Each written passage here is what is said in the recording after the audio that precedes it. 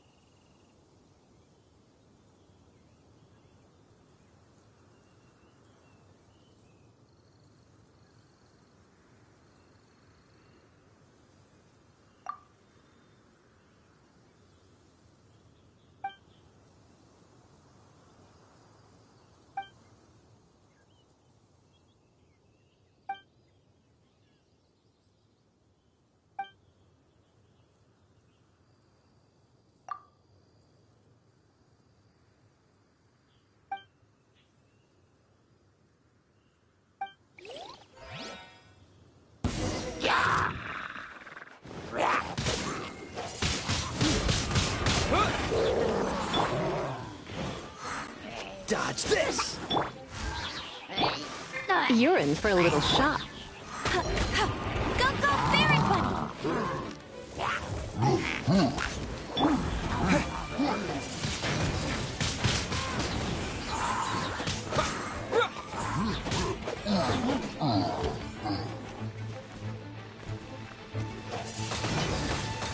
Wind Blade!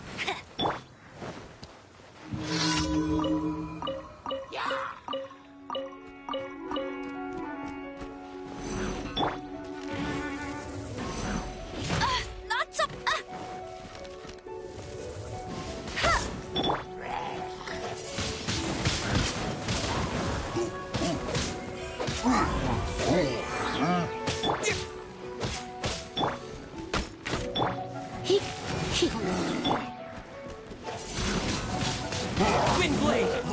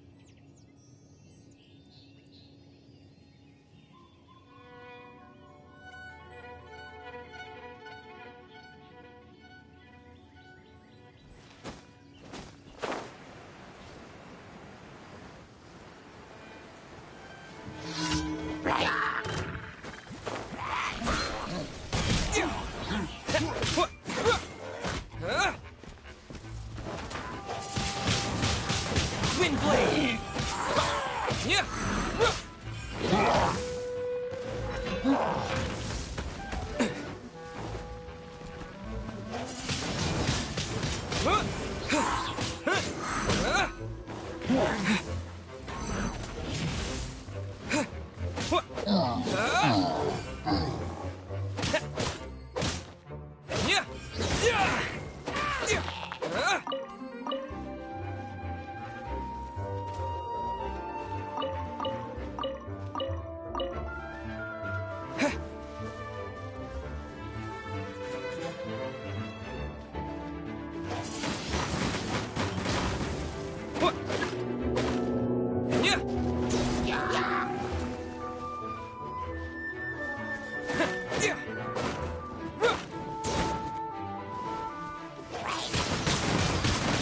blade.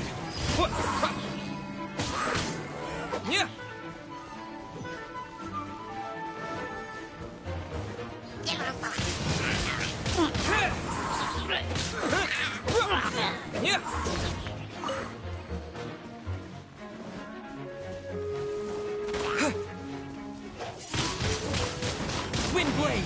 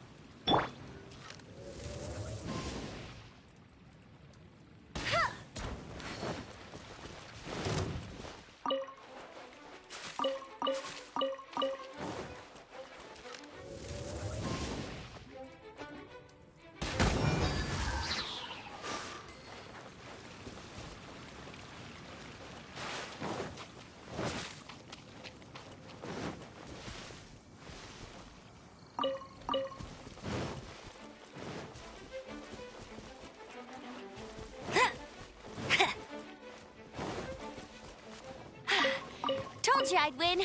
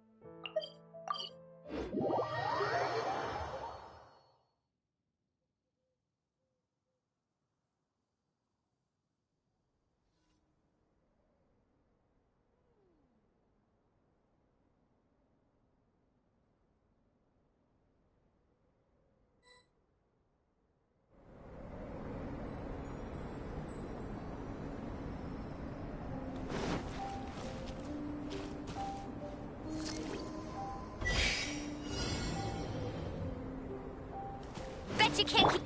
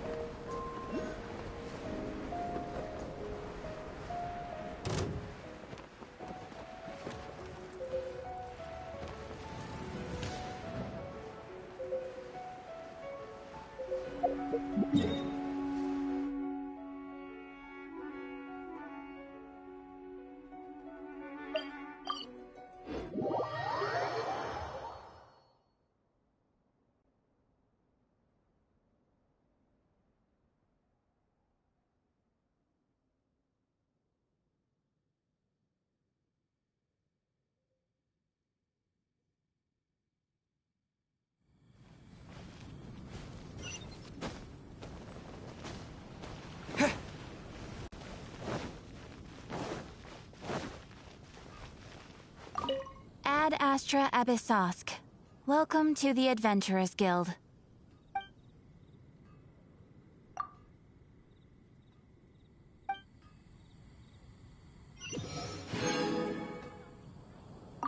Astra Abyssosk.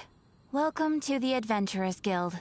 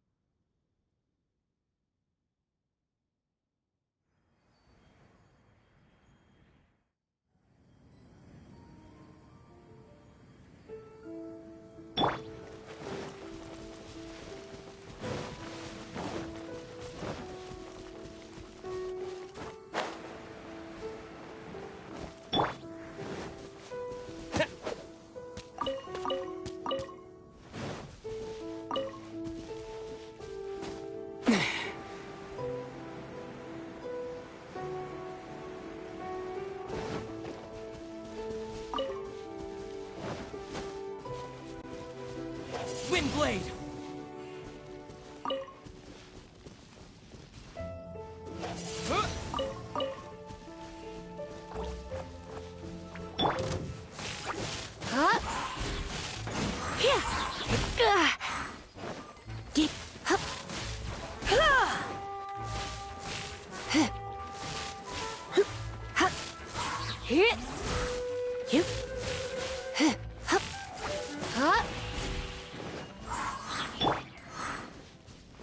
Windblade!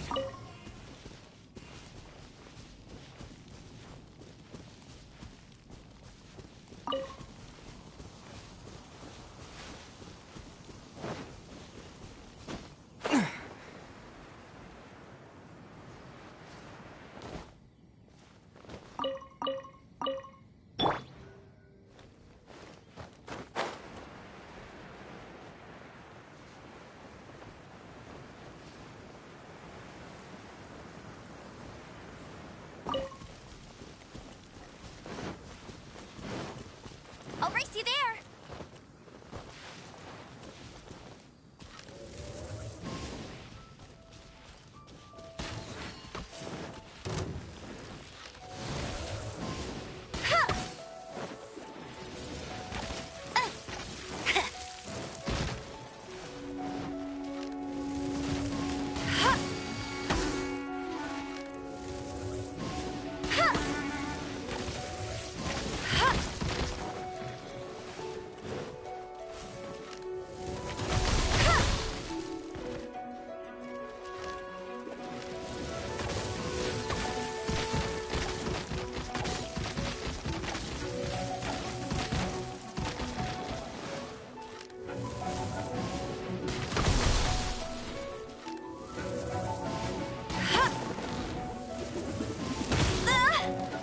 That's cheating!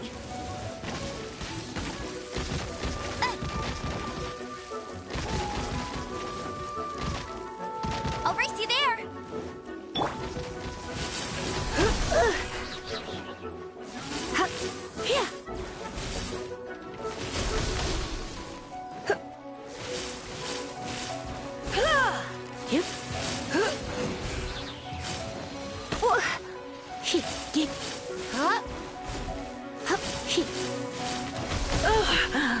My.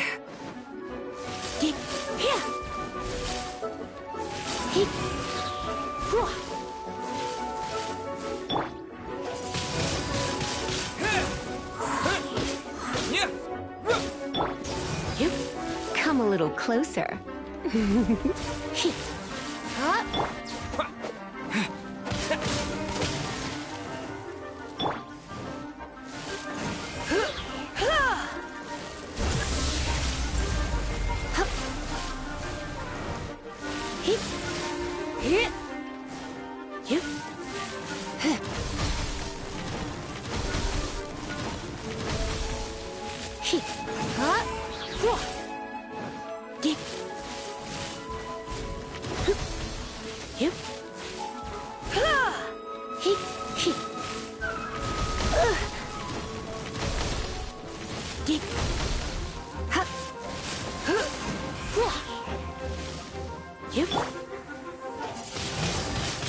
Wind blade.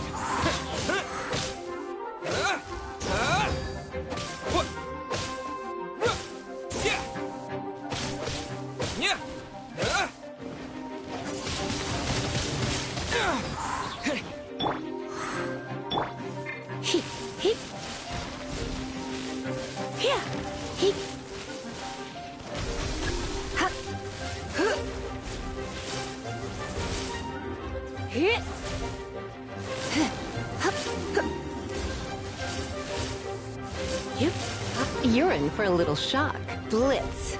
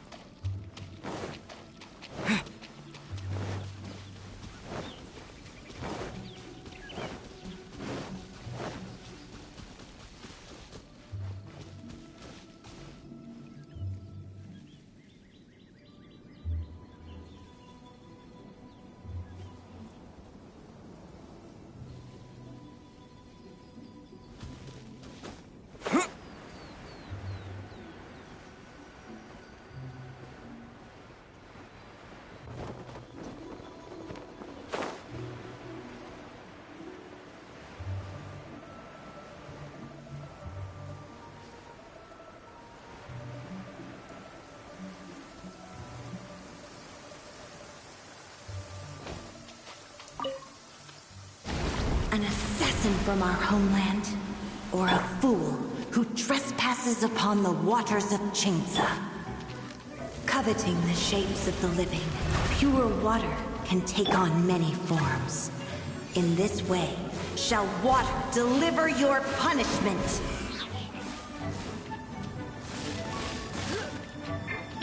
Cool it!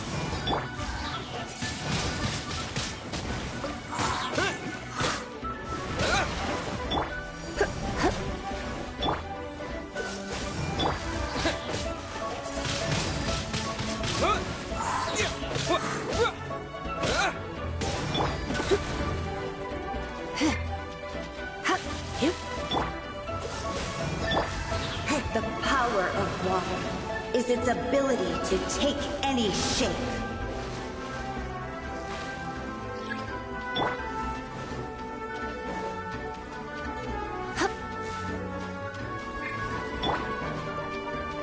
Dodge this!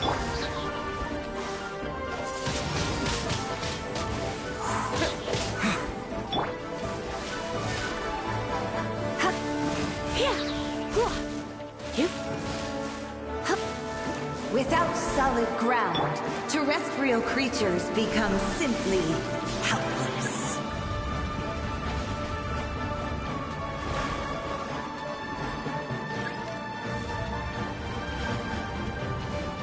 Bet you can't keep up with me!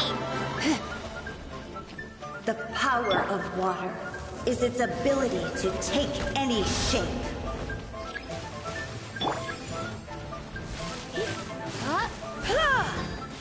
Cool it!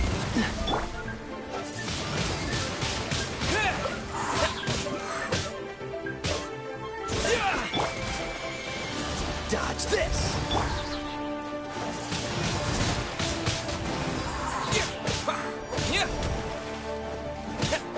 Freeze!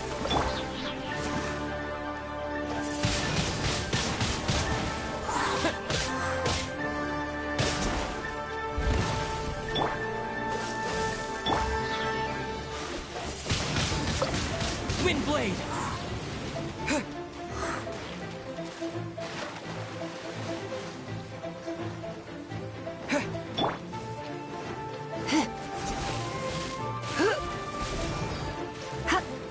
One who is ignorant of water's treasures fails also to comprehend its horrors.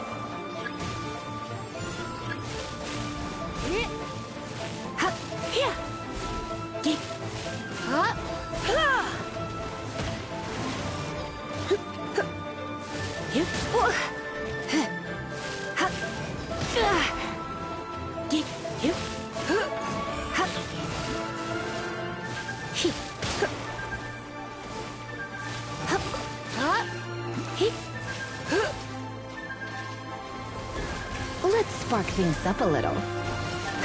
Don't be such a brute. Dodge this!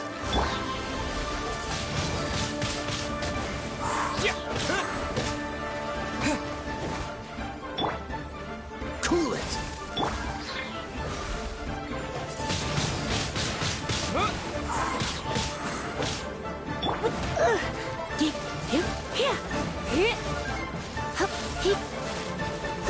Let's see what happens when you lose your foothold.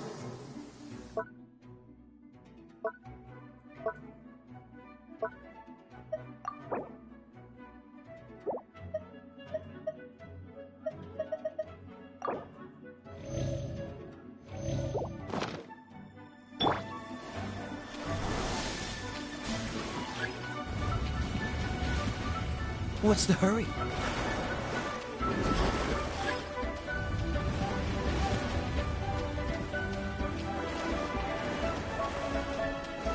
The power of water is its ability to take any shape. Freeze!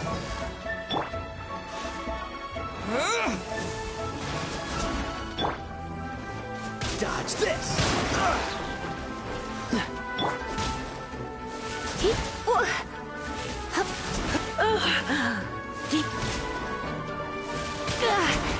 I knew I should have stayed home.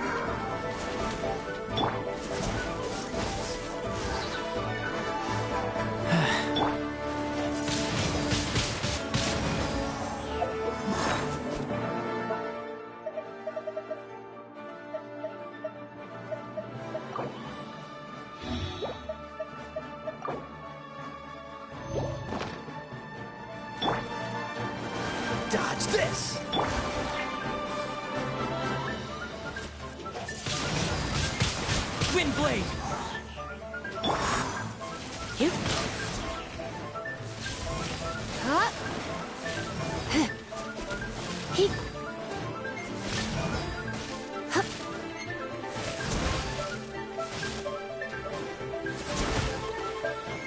You. Here. As long as rain falls and rivers flow, water will exist forever.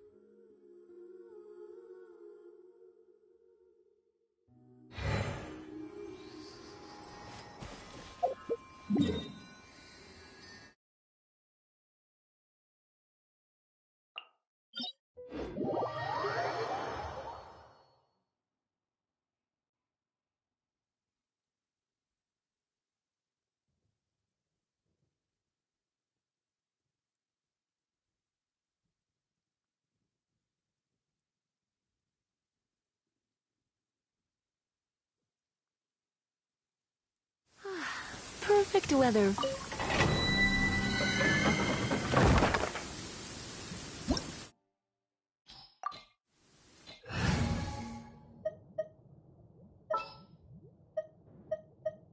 I'll take care of it.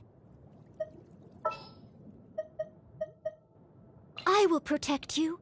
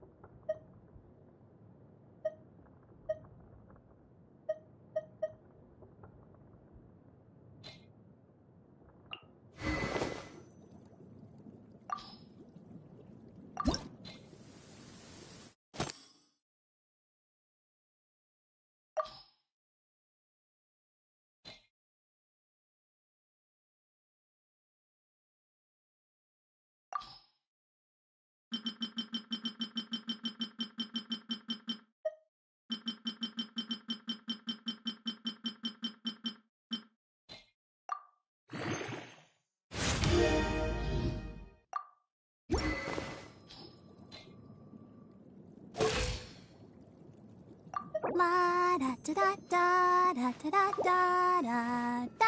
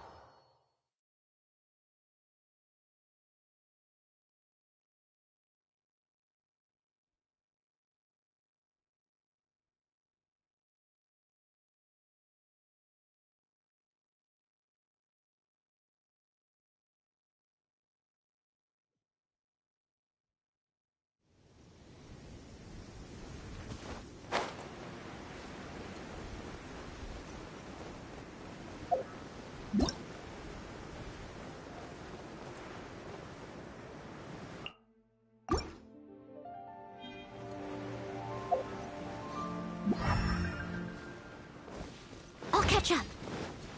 I'll catch up.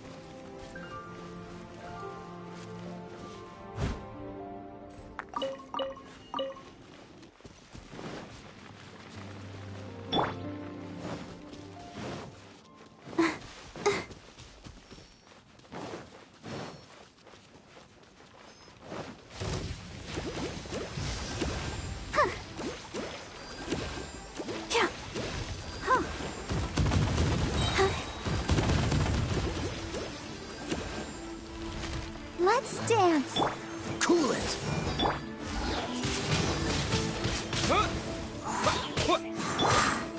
Dodge this.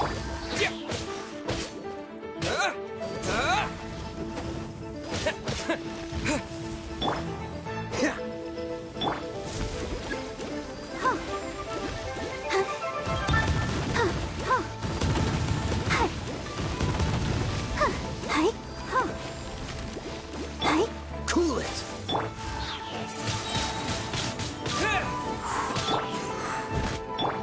Oh, let the show be. Dodge this. Yeah. Hey. Yeah.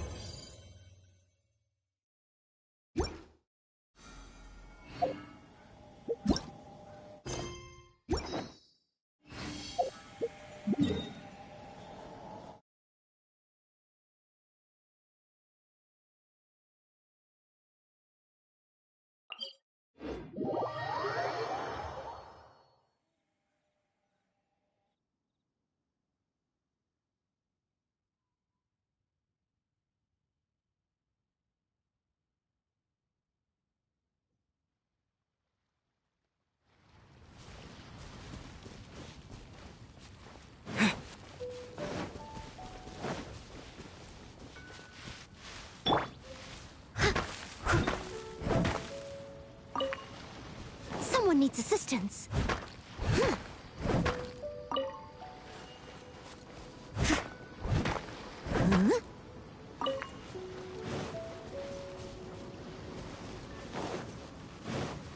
I'll catch up.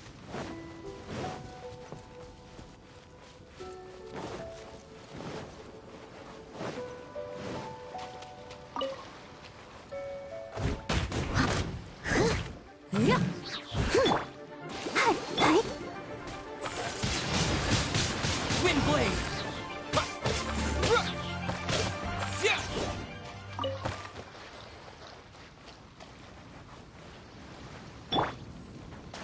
Freeze.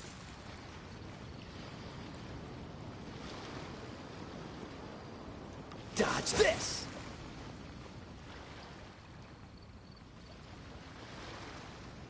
Freeze.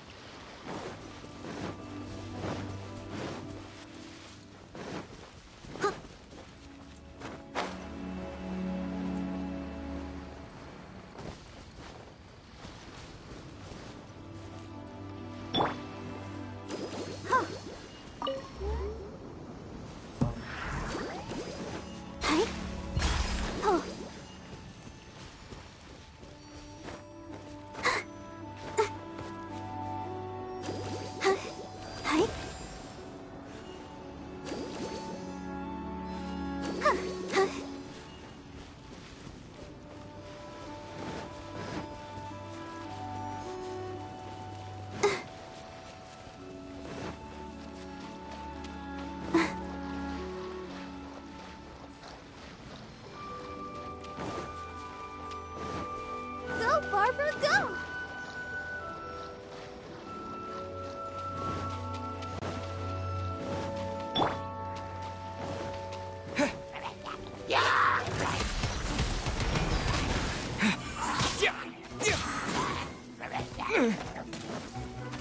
With the wind!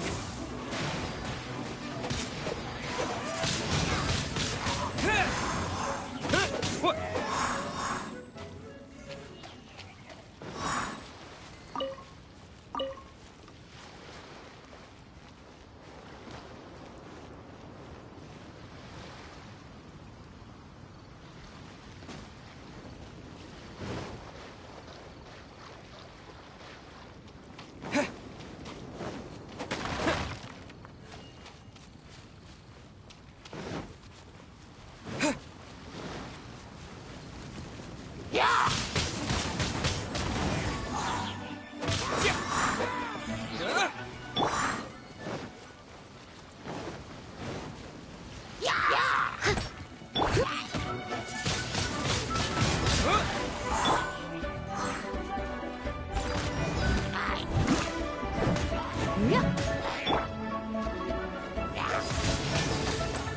Wind blade!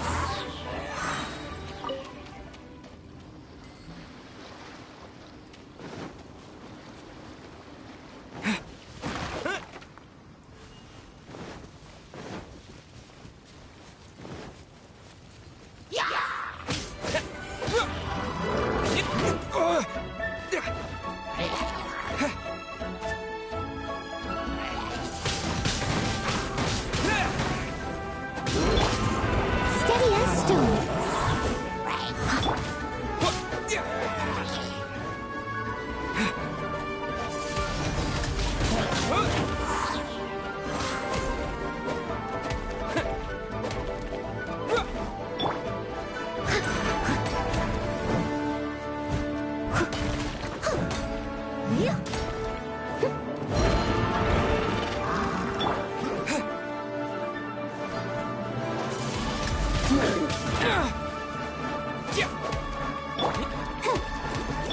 Cool it!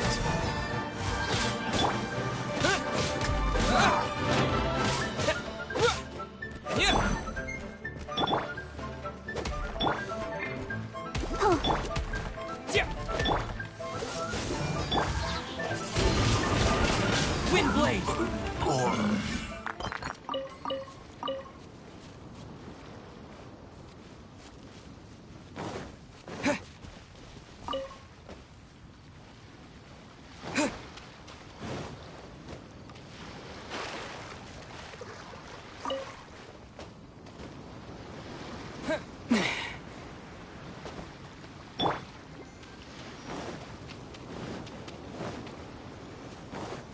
Barbara, go!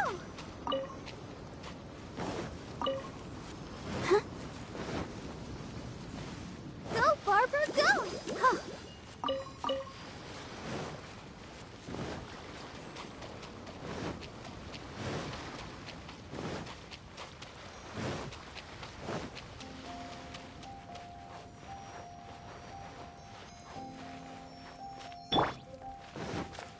Someone needs assistance.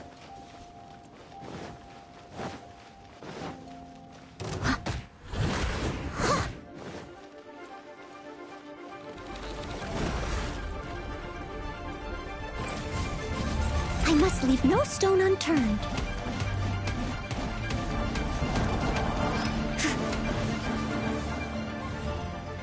I'll catch up.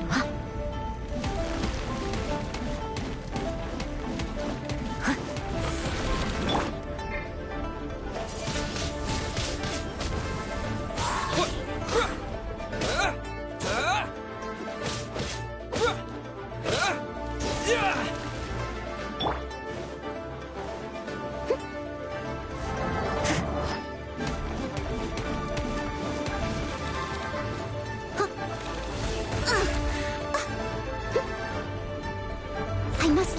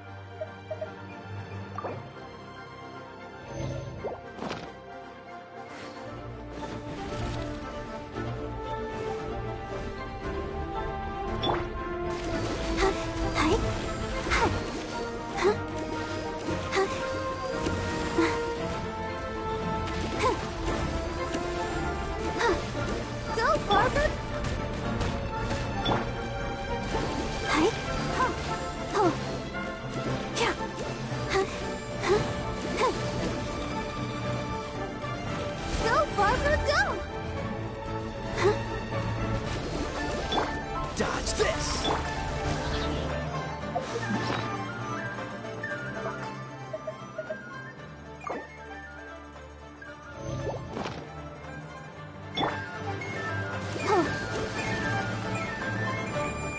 Go, Barbara, go!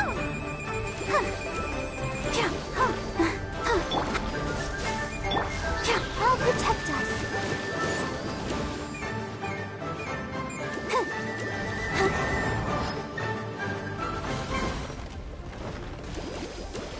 Go, Barbara! Steady as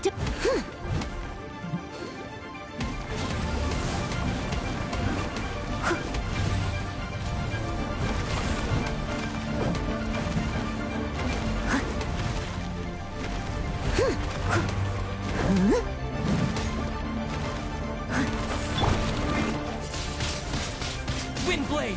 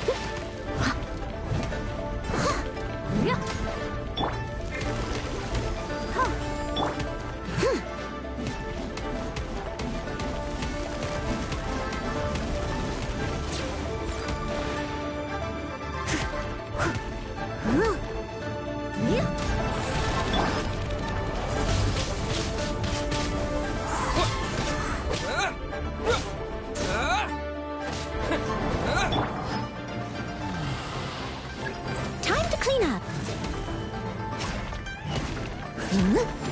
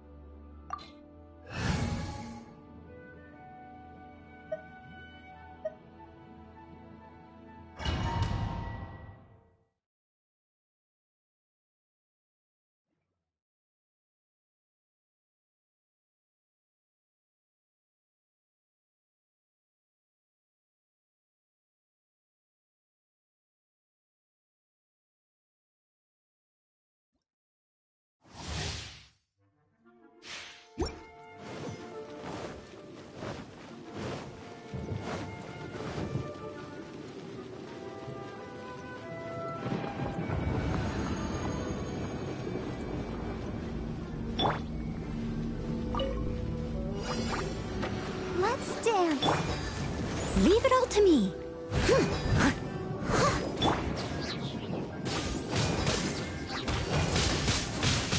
Wind blade.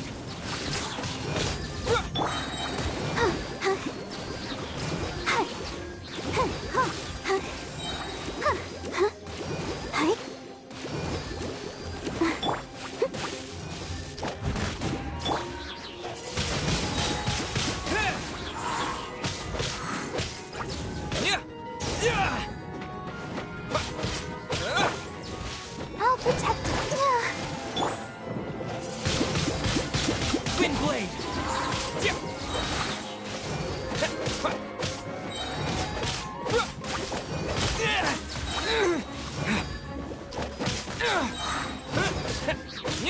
Cool it.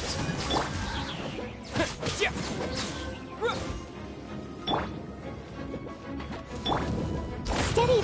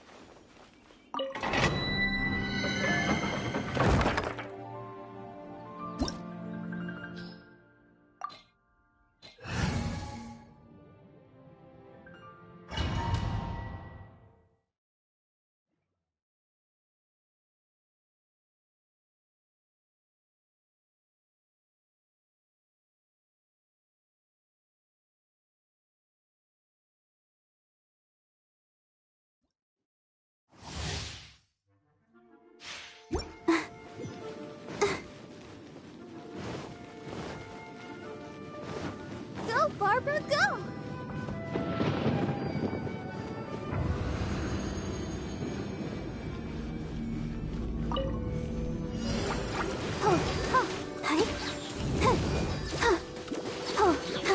Go, Barbara!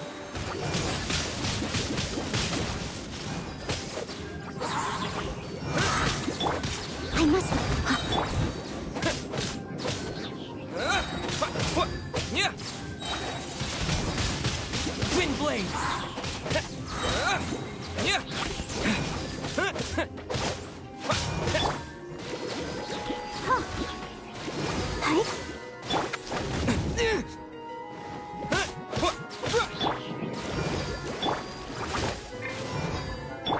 Let the show begin.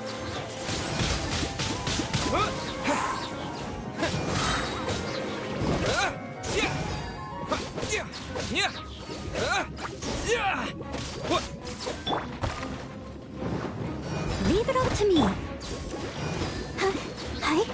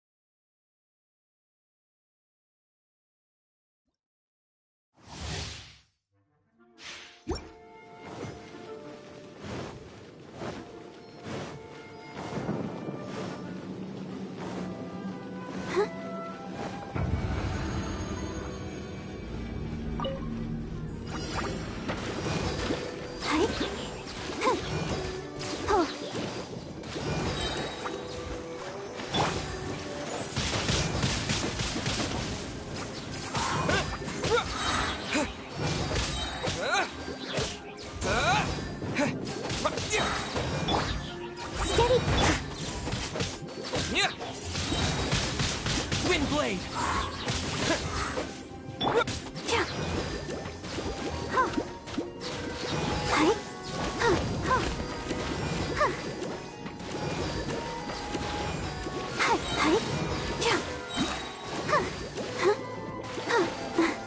I'll protect us.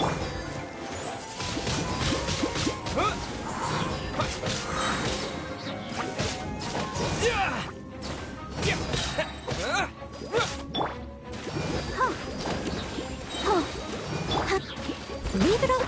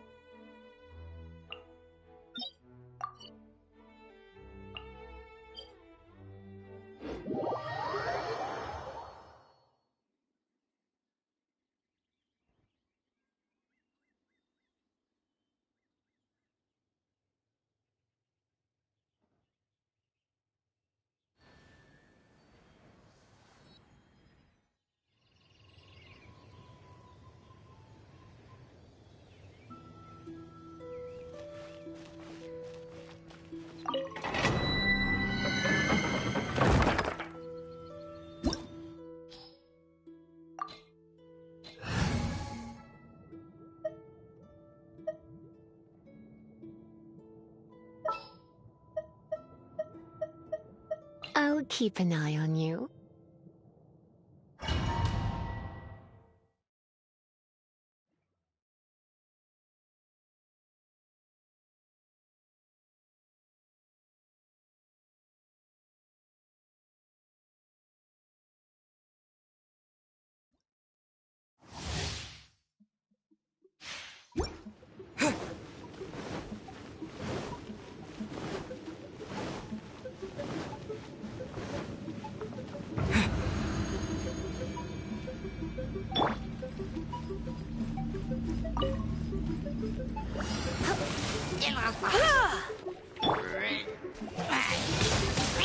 Wind blade.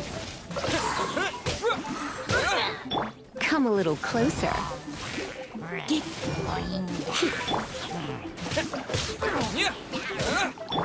Dodge this.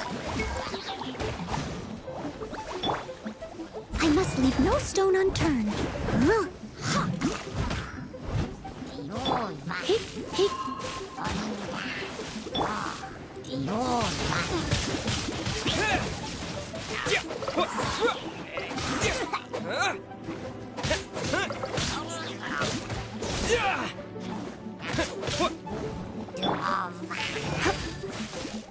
You're in for a little shock.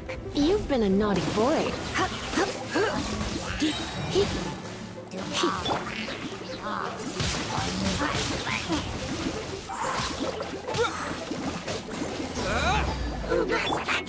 Cool it.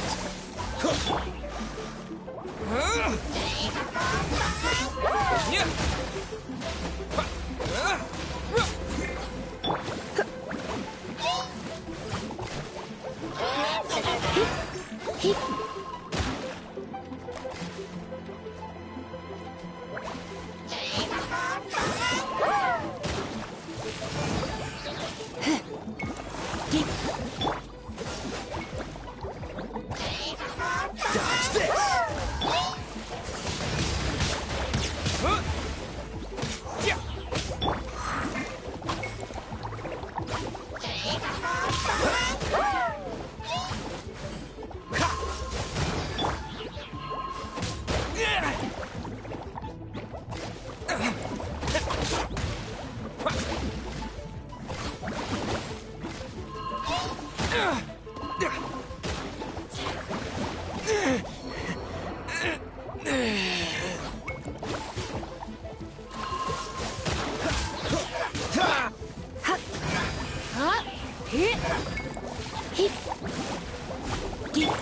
Steady as stone.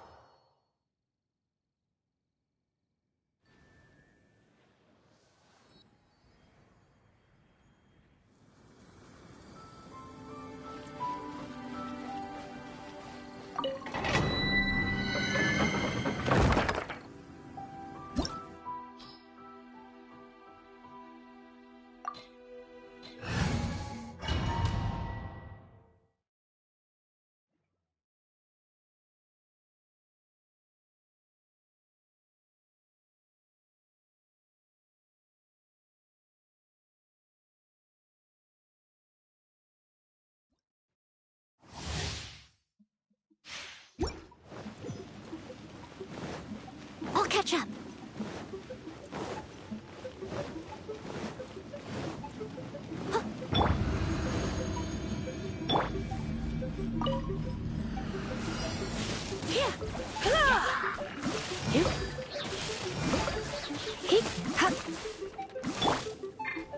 Wind blade.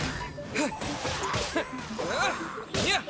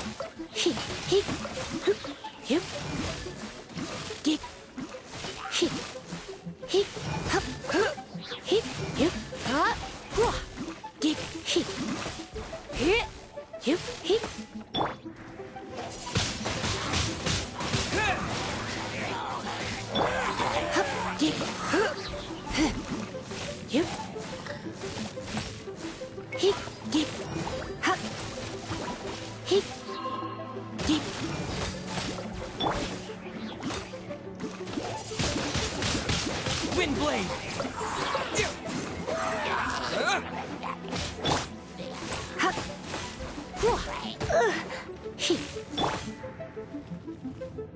Disappear.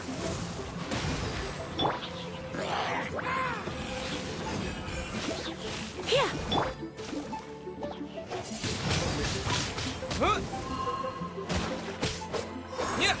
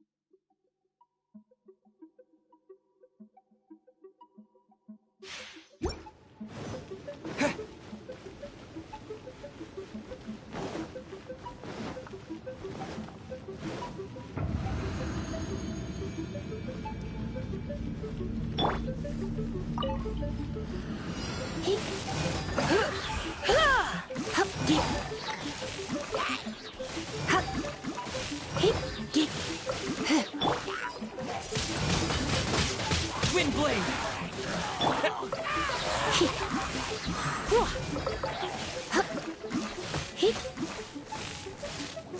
Hit. Huh? Freeze!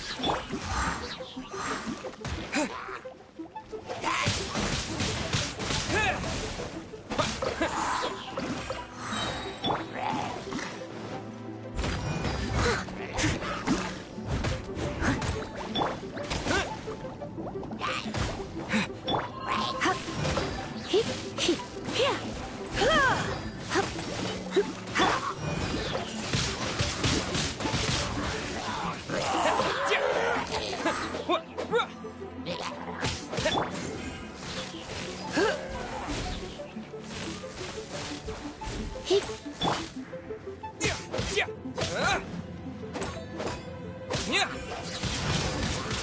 Wind blade!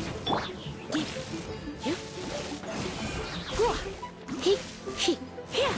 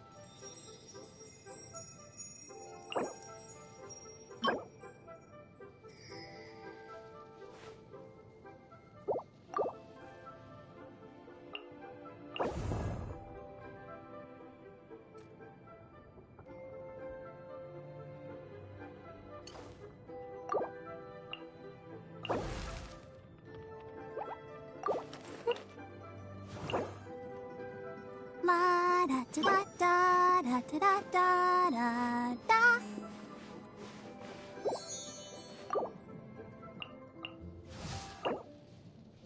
I created another universe and founded paradise. For I, Fischl, am the Prinzessin der Verirrt.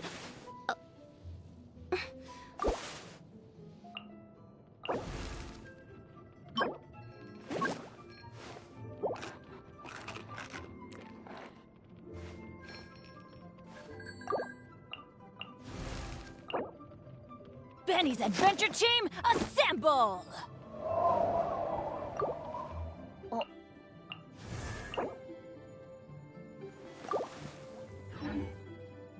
Today's no good for going out.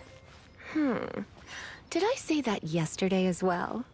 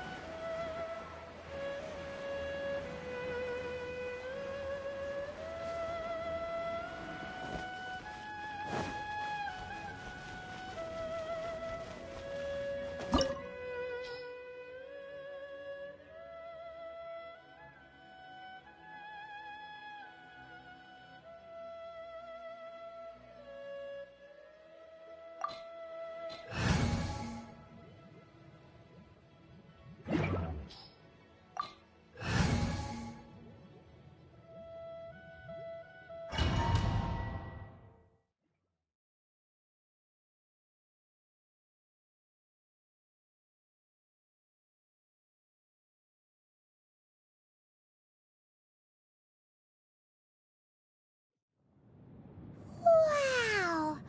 This is the Golden House?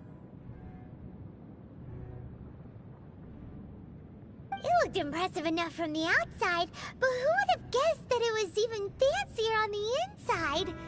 And so full of Mora. This is where all of Tibet's Mora is minted, right? In that case, maybe they won't notice if a few Mora go missing.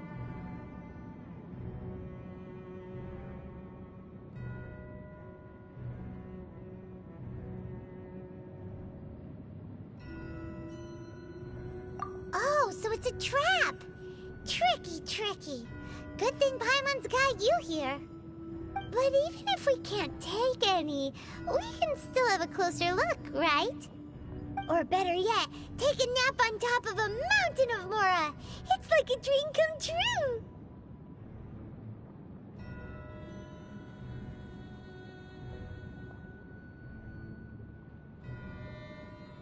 Oh, right! Back to business. It's quiet. Too quiet. Surely someone's gotta be guarding something as important as the Exuvia. Huh? Look! What happened here?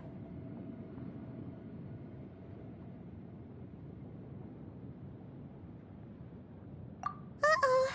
Paimon smells trouble. Quick! We have to go make sure that the Exuvia is all right.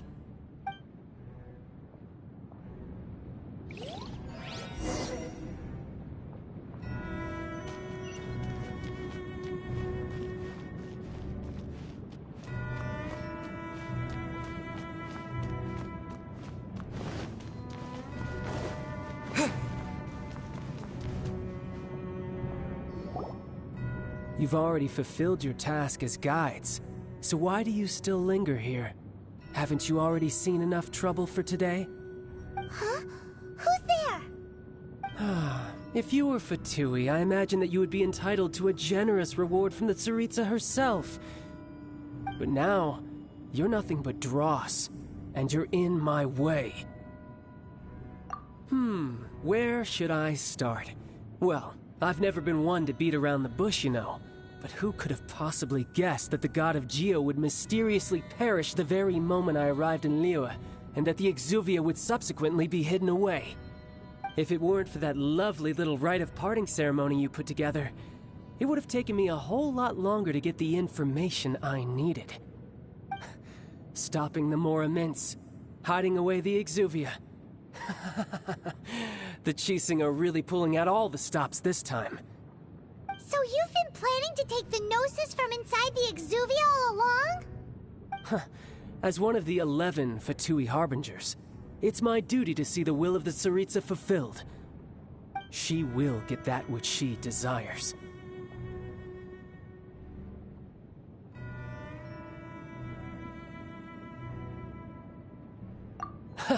I'm not asking for your blessing, and there's nothing you can do to stop me anyway. The time for discussion and diplomacy has already passed. I mean, if it were up to me, I would have skipped that stage to begin with. But I'm willing to do as the Tsaritsa deems fit. Either way, we now come to my favorite part.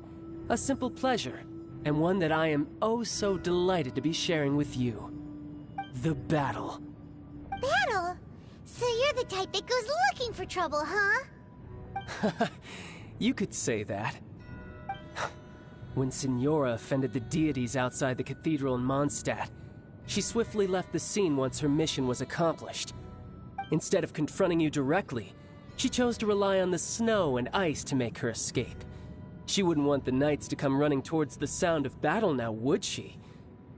When she faces a worthy opponent, she will prioritize her mission, weigh the outcomes, and consider the consequences of her actions.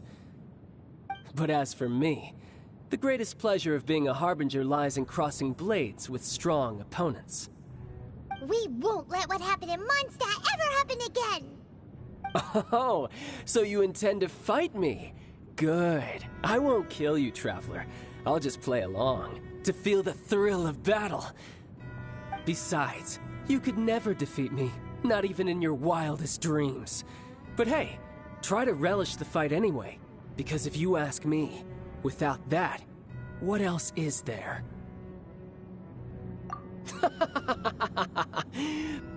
Fighting talk, I love it! Now let's see you live up to it.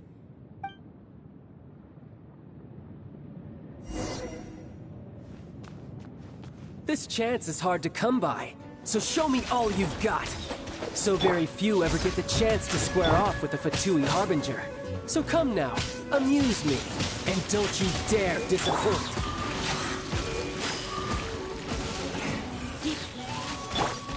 Cool it! Windblade! Passable left. With the wind! Cowering already?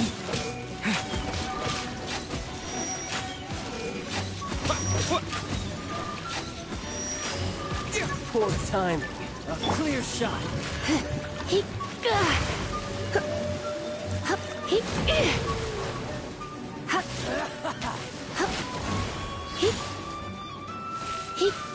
You're in for a little...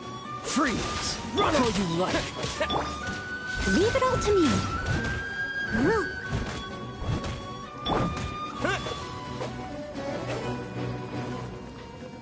Passable effort. Poor time.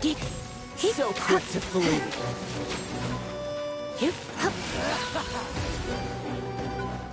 Guess I should take you more seriously. Haha, good. No wonder Signora was so wary of you. Well, that just means I can go all out. Brace yourself. This is about to get tough. Now, show me what you can do against the might of a Harbinger. What's the hurry? Don't push your luck. I must leave no stone un...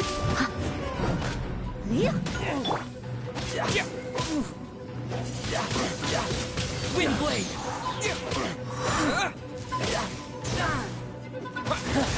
You've got some skills.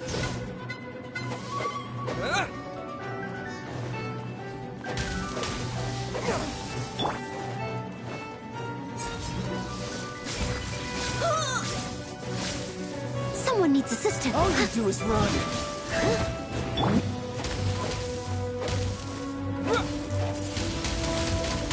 My turn. This.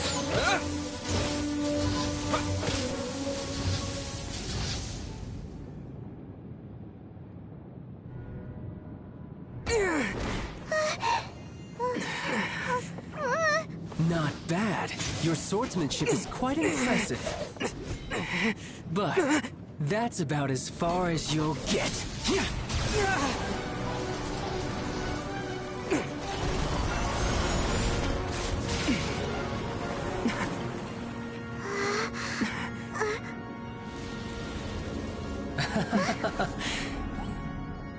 Didn't think you had that card hidden up your sleeve. You were just playing us to get close to the Exuvia! Oh, quiet down. Stop acting like some wide-eyed recruit. You've seen this world. You of all people should know. This should have been expected! Well then, I'll be taking Morax's Gnosis now! I see. Well, this is most unexpected. You beat me to it, didn't you?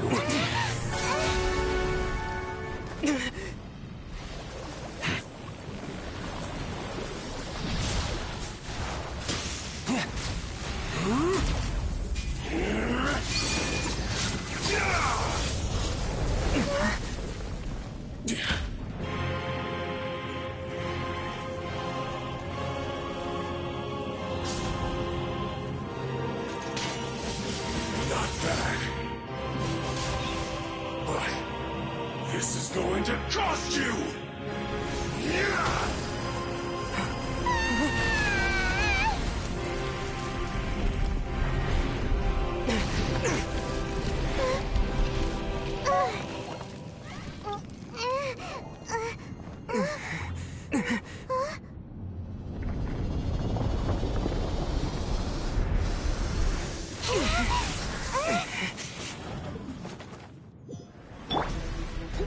You got to the Gnosis ahead of me, didn't you? Did you simply move faster? Or did you leak the information regarding the Golden House to me on purpose? No matter. Hand the Gnosis over, now! Don't make me take it from you! We didn't take it!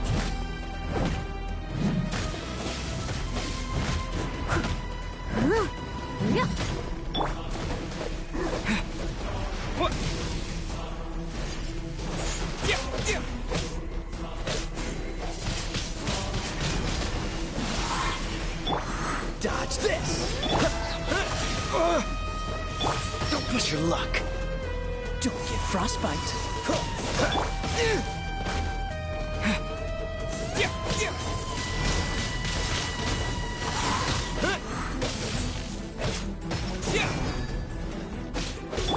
Steady up.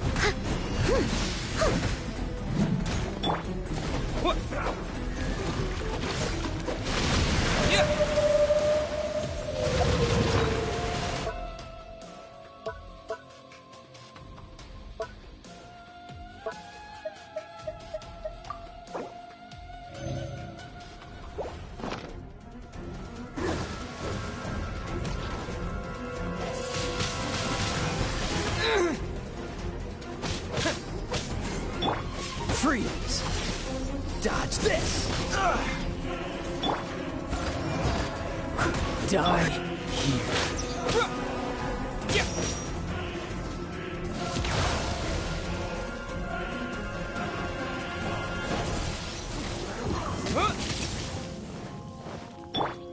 Cool it!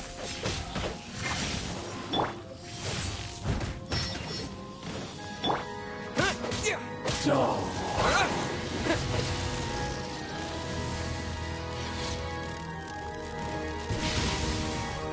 Maybe I wasn't meant for this world.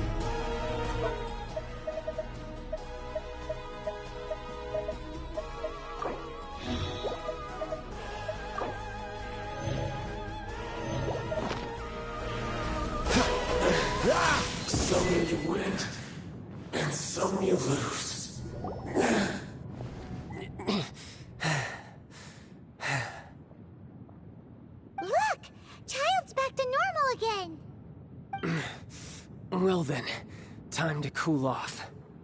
It seems the burden of the foul legacy transformation was too great for my body. I lacked the opportunity to think this through. And now that I consider the matter more carefully, you never had any chance of beating me to the Gnosis. You had no connection to the Gnosis, no matter where it had been taken. That's what we've been trying to tell you! We didn't take it! Your show of ability today far surpasses that of Signora's initial assessment of you in Mondstadt.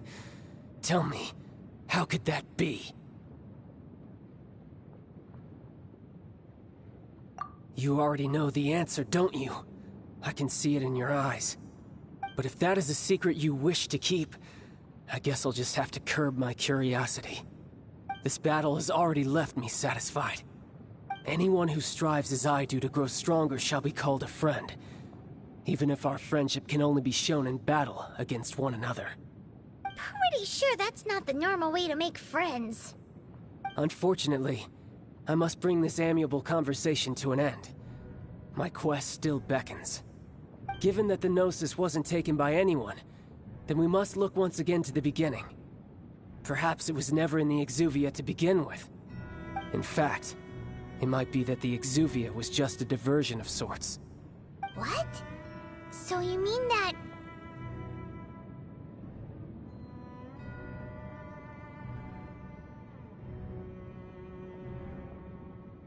Yes, it appears so. Interesting to say the least.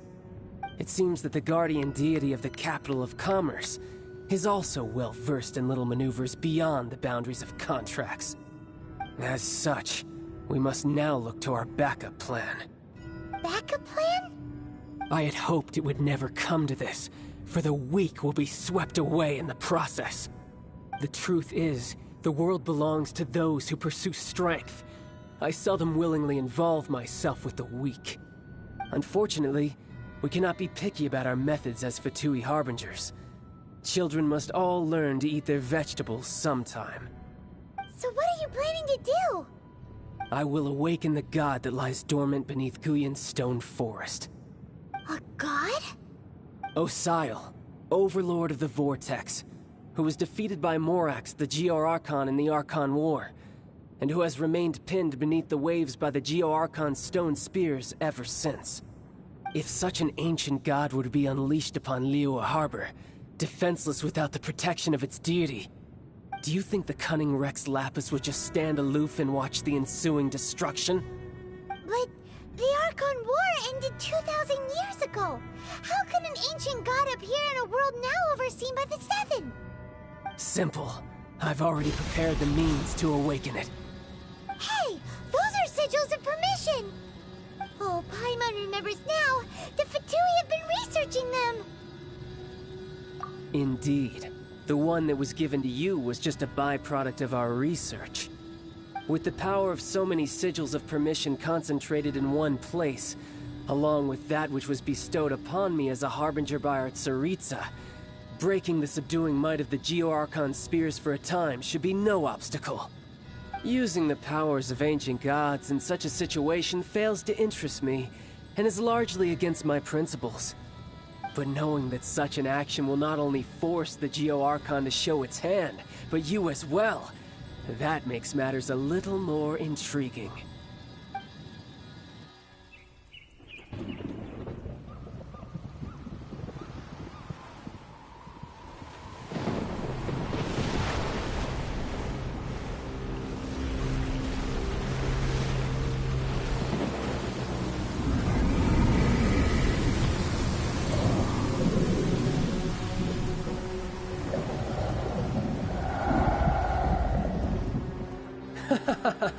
Let's see. Will the nation that has lost its deity be swallowed up by an ancient malice once more? If you wish to drown together with the people of Liyue, you're free to stay and enjoy the show. Huh? He's already gone. That guy is fast. What's going on?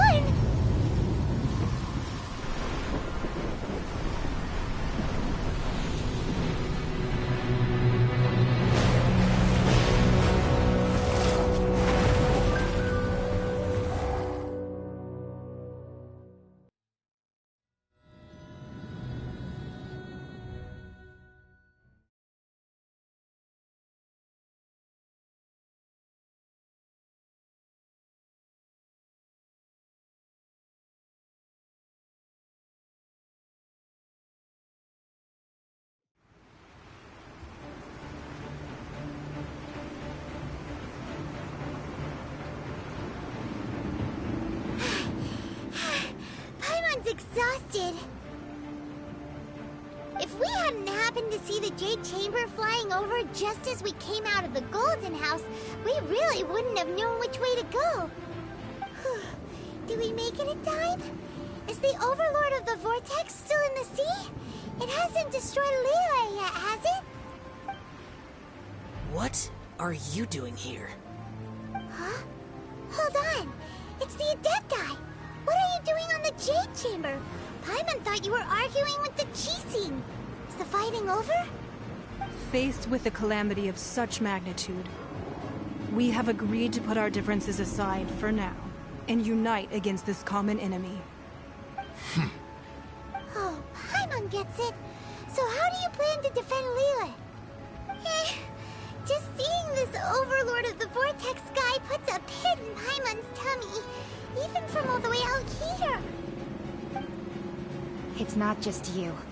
We've got new Millilith recruits who can't even stand at attention without shaking. The force of an ancient god's presence seems to be too much for ordinary people to handle. Which is why we must stop that monster before it gets any closer to Liyue Harbor. So the Archon War was fought 2,000 years ago against enemies like that thing? Now that's scary.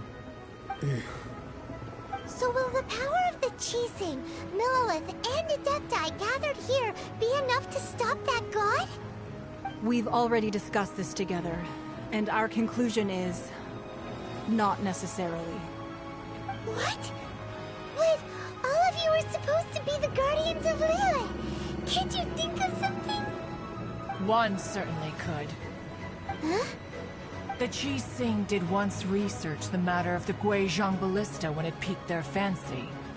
And as fate would have it, one who did craft the Guizhong Ballista with one's own hands is here. For what could you mortals ever learn of Adepti mechanisms? Yet it would take one, but a little tinkering to turn this ballista into an engine of war beyond your wildest thoughts. I suppose this is one blessing from the Adepti that we should be thankful for. So be it. We shall use the upgraded Guizhong Ballista to fight off that god. All the Adepti here can lend their strength to man it. We haven't a moment to spare. Our battle begins now. Yep.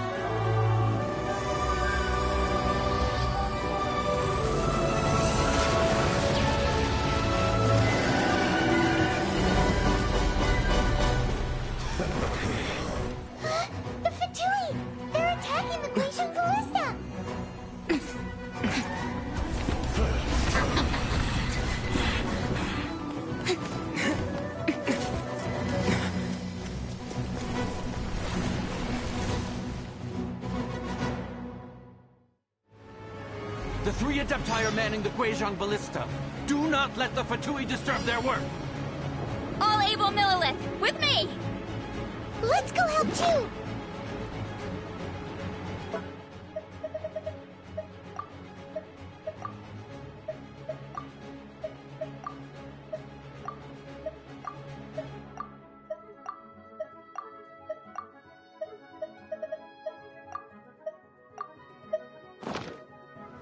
We Adepti have not faced a god in several millennia. Let one see what you're made of then. What strength remains within you, one wishes to witness.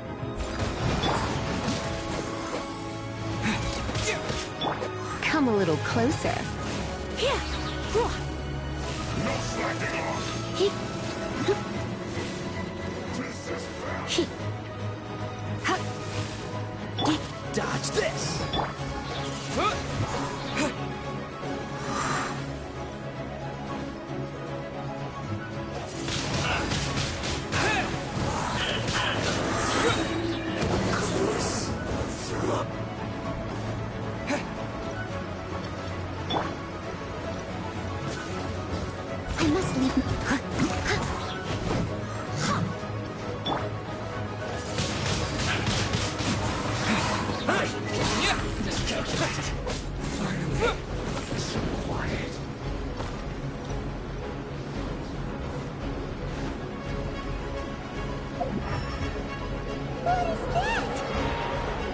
is Osial's divine power. I am very familiar with it.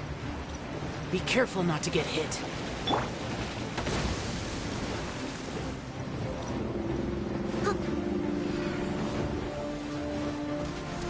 The Fatui!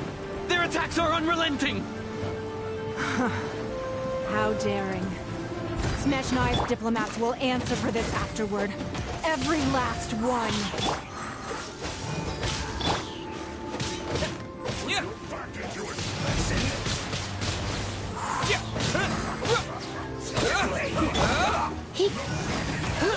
The ancient gods attacking again!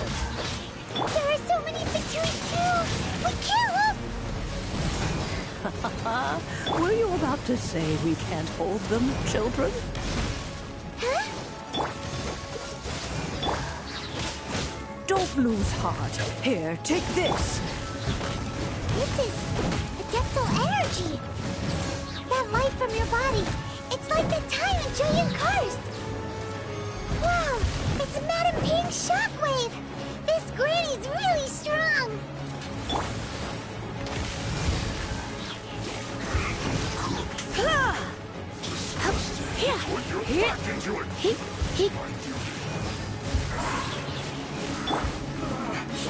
What's the hurry?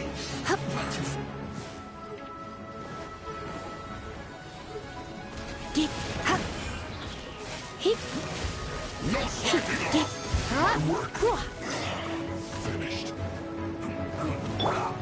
Dodge this! With the blood of the Chilean, I guard you against evil! Cast your fear of injury by the wayside, and fight with all your might! I too did this during the Archon War! So this is what Ganya's like in a fight! My name means swiftness. Take my power and run as I do. We're going too fast!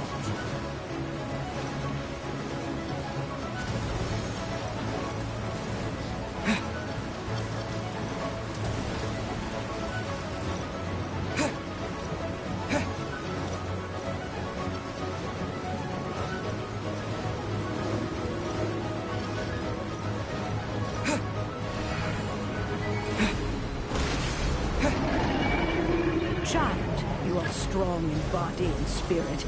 Perhaps you can withstand 3 forms of adeptal energy at once. This will hurt a little. Please bear with us.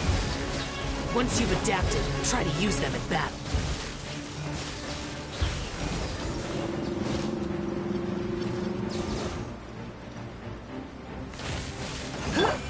Freeze! This should be fun. I must leave no stone. What's the hurry?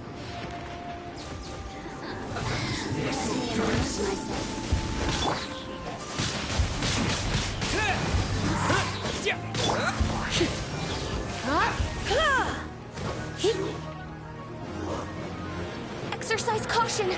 I fear that the god's power has reached its peak. In other words, if we hold here, there's nothing worse to come, right?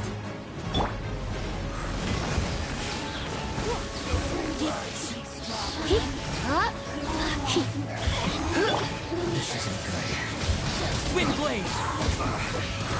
Yes. This is it.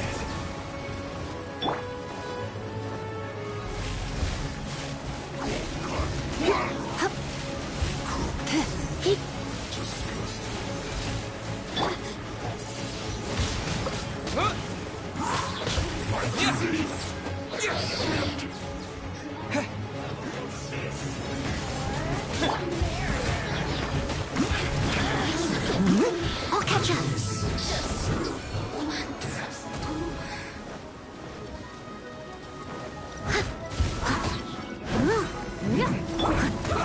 You're in for a little shock. Looks like I went too far. The Fatui's numbers are thinning! Fight on, comrades! Once we finish this lot off, the Adepti will be able to deal with the god in peace!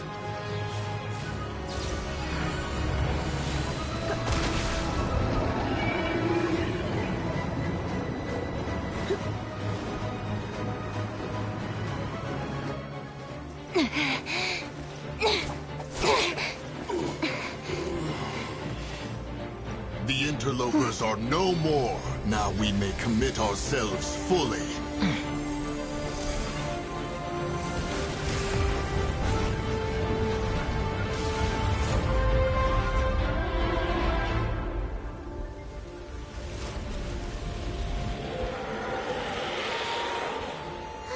It's working! We just need to keep this up!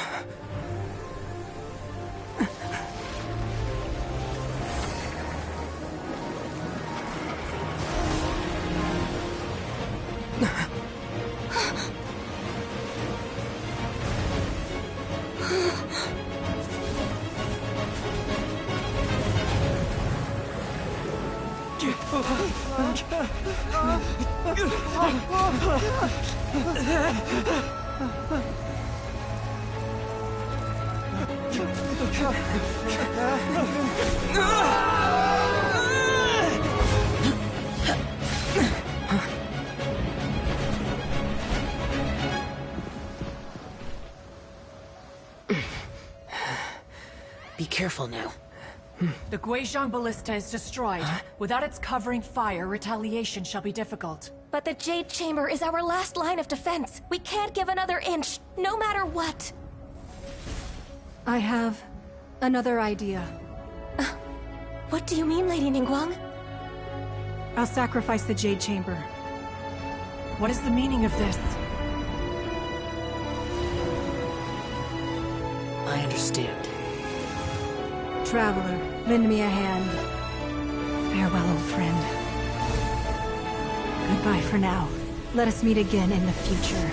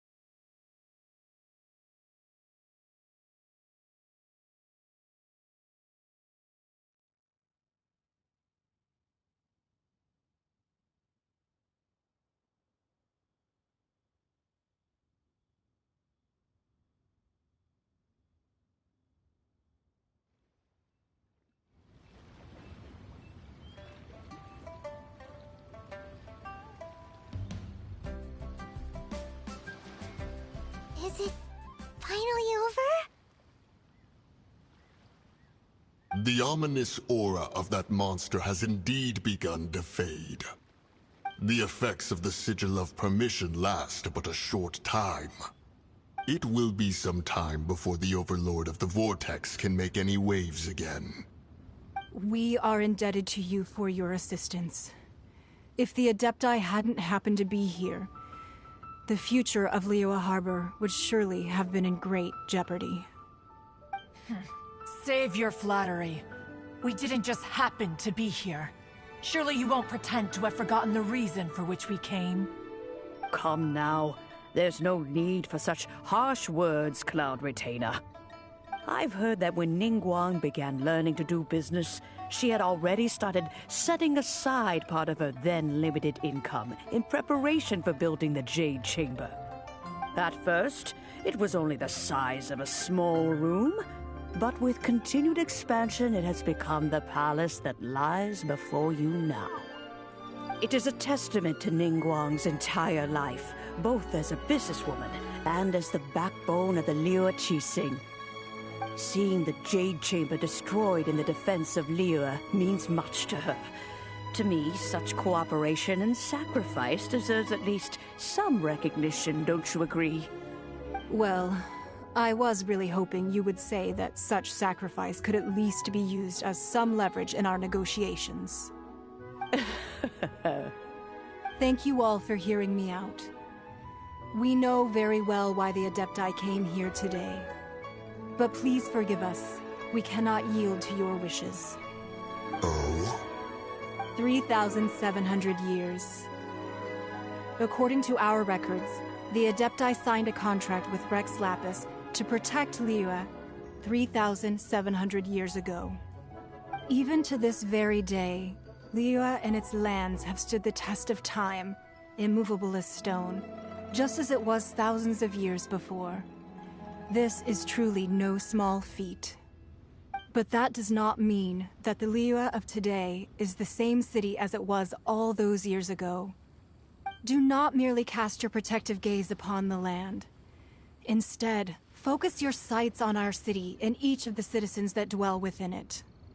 Are you questioning our means of protecting Liyue?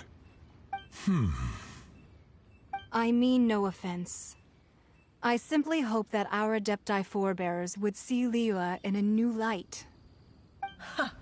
Forebearers, you say? One doubts you would be fit to be part of such a lineage. This morning, Rex Lapis appeared to me in a dream. What? In the dream, I yearned to tell him that we Qixing, though mortal, are equally bound to the contract. Each passing generation of the Qixing leaves many things of value to be inherited by the next generation. I also thought to tell him how the past generations of Qixing had strove under his rule to survive in our mortal world, establishing a network of contracts which has since come to be known as trade. But I dared not speak. I could only gaze at him in silence until the moment I awoke. Oh, Ningguang.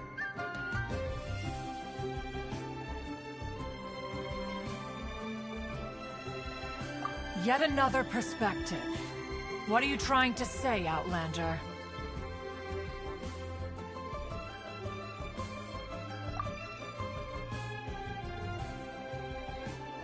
Right! That's something that happened in Mondstadt. It's a story about the Four Winds and the people of the Animal Archon.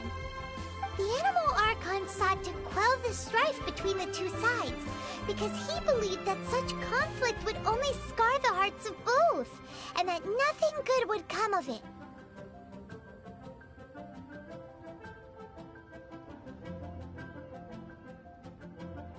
Each of the 7 nations has its own scars from the past. Though your point is the very height of simplicity.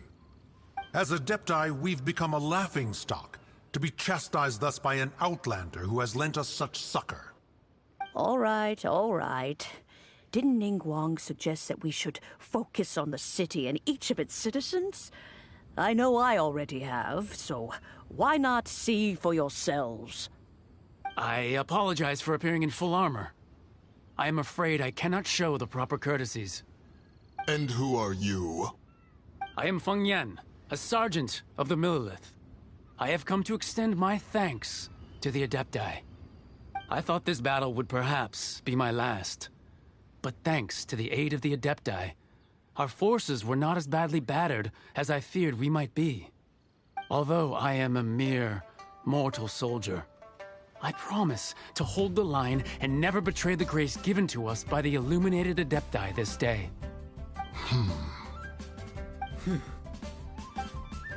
Huh? Why does everyone look so down? Didn't we just beat that big monster? Weren't you frightened, dear? It was quite the predicament. I wasn't afraid. All the strong Millilith guards were there, and those powerful heroes with their visions were there. Everyone was there. When danger is near, everyone always protects me. And the rest of the time, they make fun toys and tasty snacks and loads of things that make the harbor so pretty. Thanks for protecting Liyue Harbor.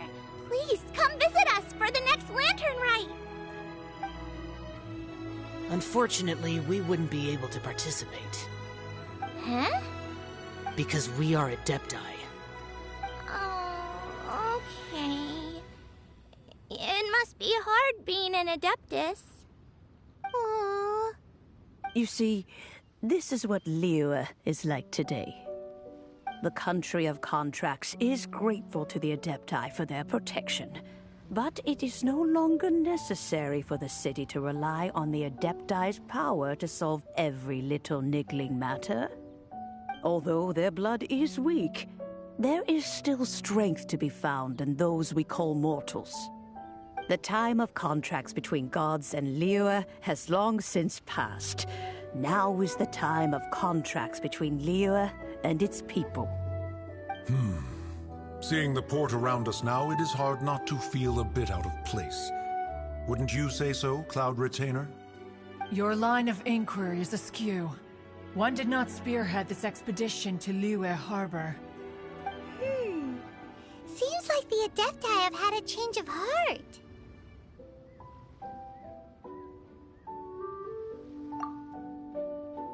Let us return now. Eager to leave, Conqueror of Demons. Yes, one understands what the Conqueror of Demons means. The city of Liyue has changed much after our long separation.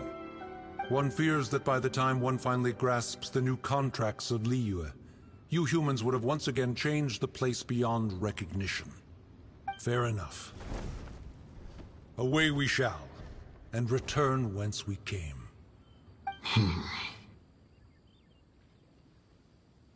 Since we Adepti have consensus, then one shall persist no further. But how will we ensure that the Liyue Chising will not simply exploit their power once we depart? In my view, that is still a thing to be guarded against.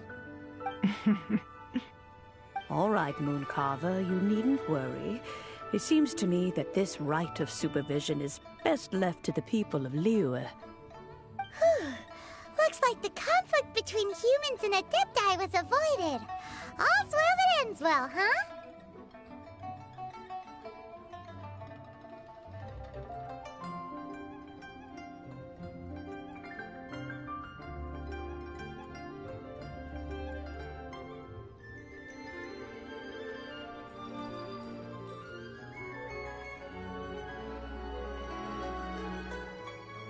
Oh, right! It's nice that we've got peace and all, but we're forgetting one thing. Child wanted to unleash the god so he could lure Rex Lapis out. But we were able to handle the Overlord of the Vortex on our own, so Rex Lapis never showed up. Oh, and speaking of that, don't we still need to get to the bottom of that Archon's death, too?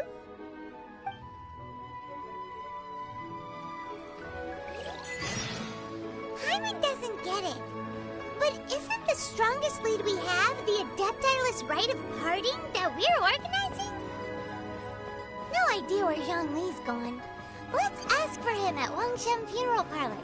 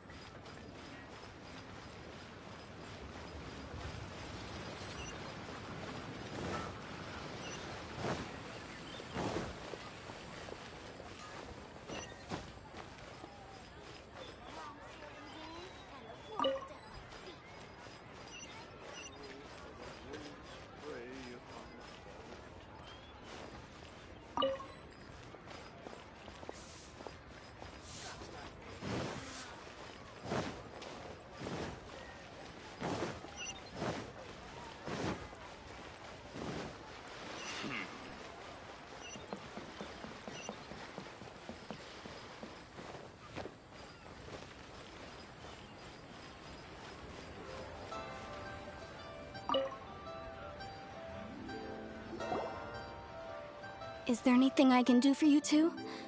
I'm afraid that Wangshen Funeral Parlor isn't in the best state to receive guests. We've come to see Zhongli.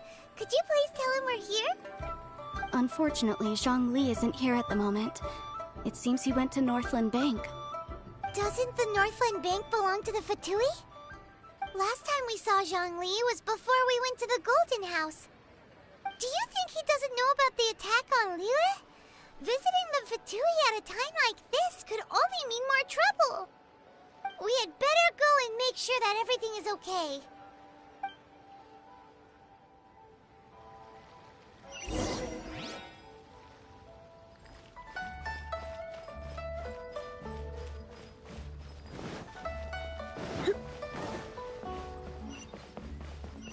Bang! And with that, the fate of the Wa Brotherhood was sealed.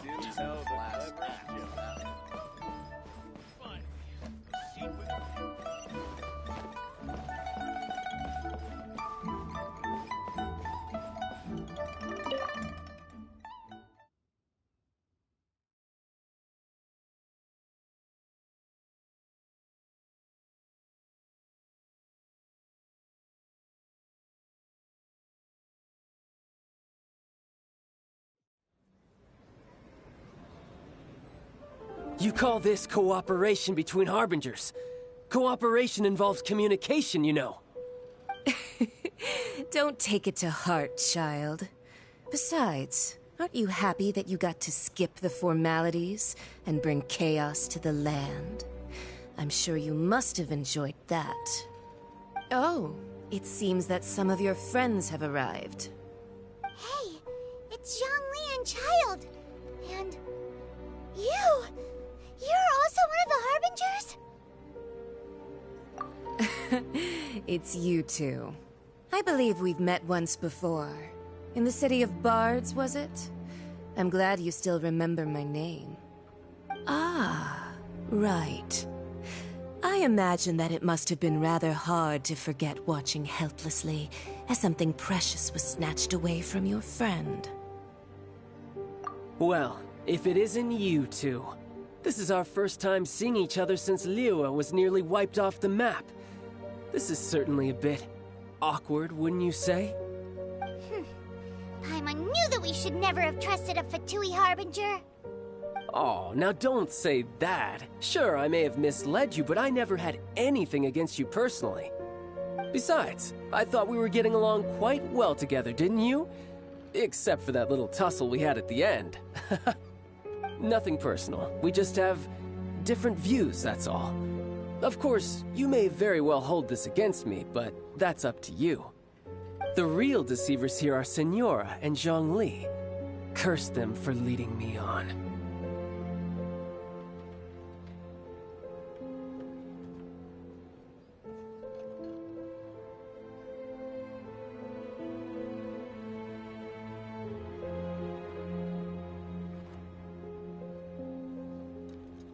So actually, I think... Stop wasting time, child.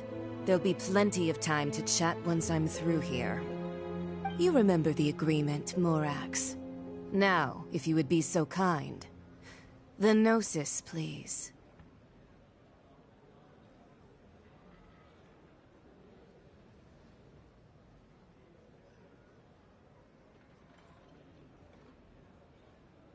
What in the world are you talking about? The contract is fulfilled. That which thou seeketh is now bestowed unto thee. For my promise is solid as stone.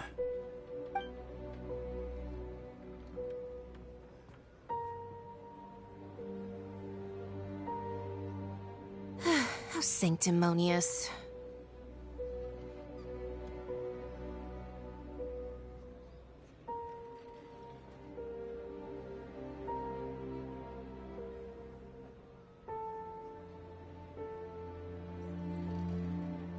What?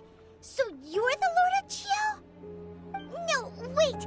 That's an exciting twist and all, but why give the Gnosis to the Fatui? I do not give it for free. I give it as agreed upon in the contract. For it is a matter solely between the Tsaritsa and I.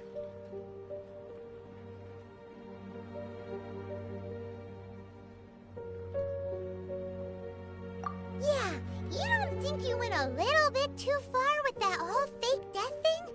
Everyone was preparing the ceremony for you, and splat! This big dragon falls out of the sky, and all of Lyra goes into an uproar. Talk about a disaster.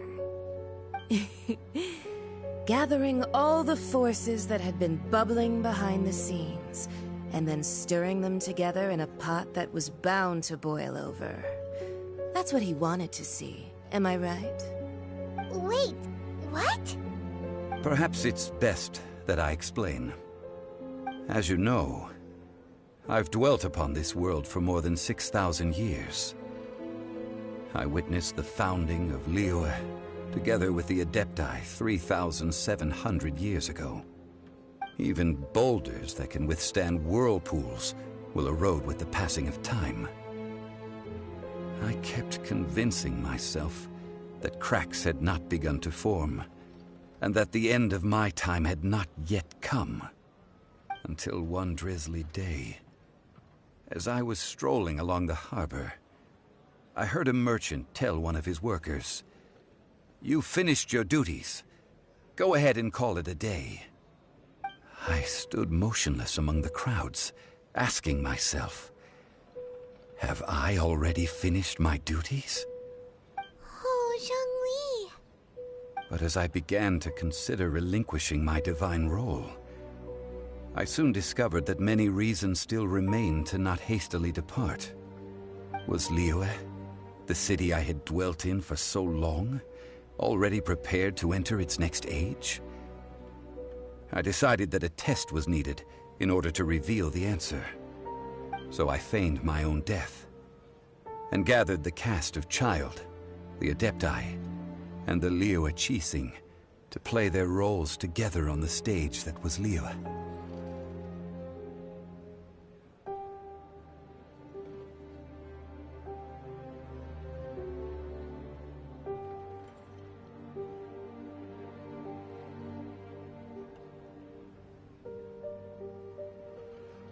Indeed I was.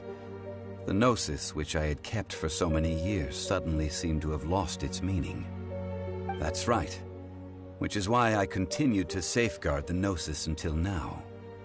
So you mean that if the chaos ever reached the point of no return, you would simply appear and use your divine powers to bring Liyue back under control? Of course, and it would have been all too easy for him too. Just as a child quickly matures after losing their parents, so has Liyue matured when faced with the death of its deity. I was pleasantly surprised with the finale of the show that you all put on. Why, you even deserved an encore. The Adepti deserve the greatest applause, considering their years of seclusion. They hardly recognized the city, yet faced with such a crisis, they exerted the greatest amount of restraint. Not only did they manage to cooperate with the Qixing, but in the end, they even tried to understand the heart of the people. And hats off to the emissary dispatched by the Cryo-Archon to fulfill our contract, Signora. She managed to keep everything she knew in strict confidence, far from the eavesdropping ears of her colleague Child, just as I had requested. All the while, I carried on as Zhongli, and fulfilled the traditions of Liyue in this mortal form. Thank you for walking that path with me, Traveler. These things were all a part of my script. The only unforeseen plot twist was the conduct of the Liyue Qixing. I had expected them to do no more than the Adepti, to come to the defense of Liyue. But when all was said and done, they seized the opportunity to supplant Liyue's divine protectors, and used the subsequent power vacuum left by my death to quickly gain complete control of Liyue. Huh? That doesn't sound good at all. On the contrary, I think it is excellent. I had always feared that it was too soon for them to take over from me. And it was also that which I longed for the most. As such, this is the best parting gift anyone could have given this god of old. Hey, what about me? Doesn't anyone feel the least bit of remorse for deceiving me? You've practically kept me in the dark. I think that thanks would be more appropriate. You certainly played no small part in all of this, wreaking havoc and turning the city upside down. The Lord of Geo ought to thank you for your performance, if anything. If you hadn't created the pressure of a battle between mortals, adepti, and a god, the lump of coal resting in the hands of the Geo-Archon, Liyue would never have been able to become a dazzling diamond of a city. Huh? Just whose side are you on, mocking me like that? Are you itching for a fight?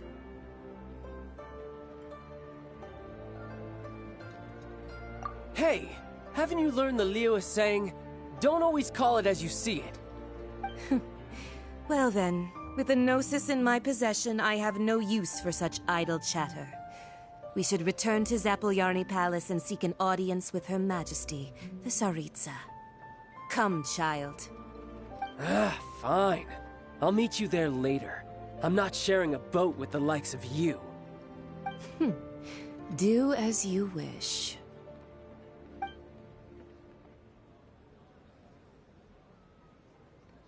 Now then, is there anything else you wish to ask me?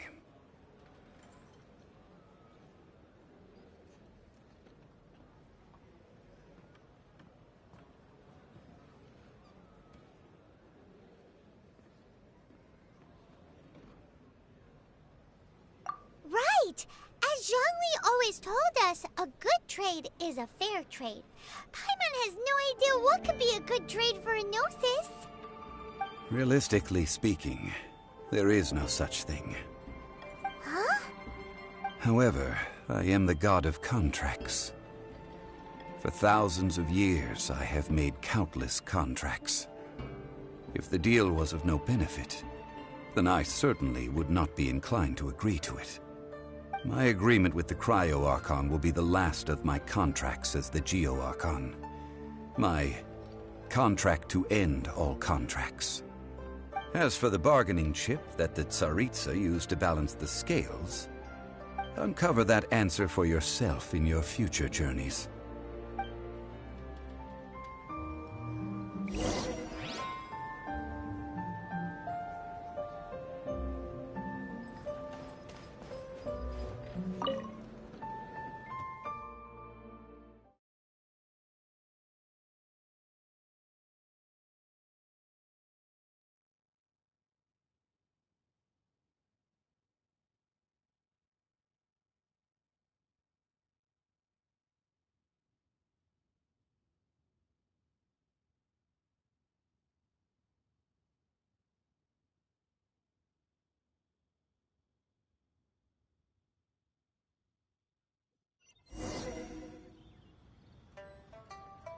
Today's the day of the rite of parting. Although the star of the show is fake, we've spent so much time trying to organize it, it would be a real shame not to go there now.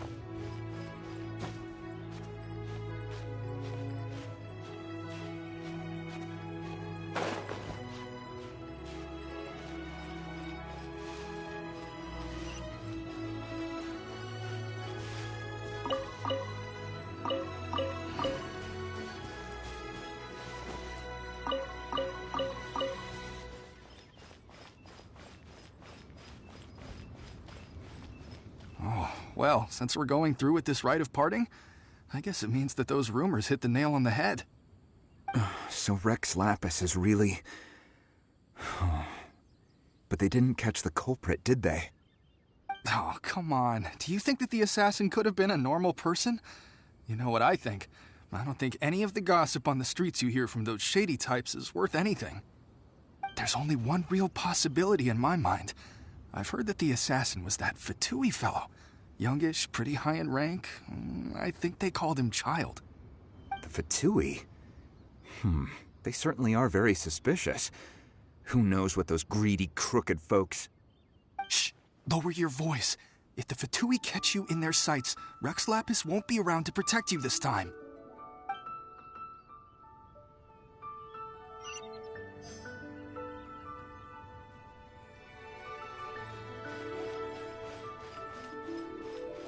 You know that god from the ocean couldn't have just shown up out of nowhere. I mean, it's been 2,000 years since Rex Lapis subdued it. Yes, and to think that this happened right on the heels of the incident with Rex Lapis, too. Say, do you think the person who assassinated our lord and released that evil god might have been one and the same? Now that you mention it, that's very possible. Yes, it's very possible indeed. I mean, it all fits together. That person must have colluded with the evil god to harm Rex Lapis. Oh, that wicked, black-hearted scoundrel. Still, what sort of supernatural prowess must this person possess to be able to do such things? I have never heard of such a person in all my years. Ah, forget it. Guessing's no use to us. Look, the Millilith over there looks like he's about to make an announcement. Let's hear what the Ministry of Civil Affairs has to say first.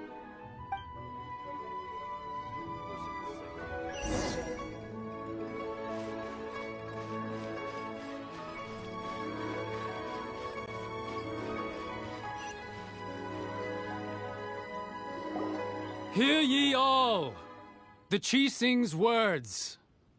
Though a dragon soars ageless as the mountains, it too must return to dust. This is common knowledge.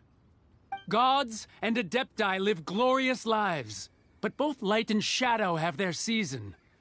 So too must they face divinely appointed trials. Rumors and hearsay abound on the streets that Rex Lapis was murdered. Now, let the truth be revealed. Having been thwarted in his trial, Rex Lapis's soul has recouped the celestial heights. He beseeches the people of Liyue to grieve not and to let not their hearts be saddened. Nor are they to believe street-born rumors or indulge in baseless speculation.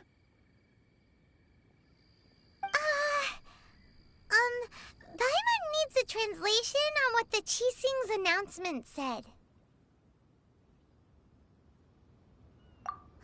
So that's how they're spinning it. Something feels off. Why would they suddenly give up looking for the murderer?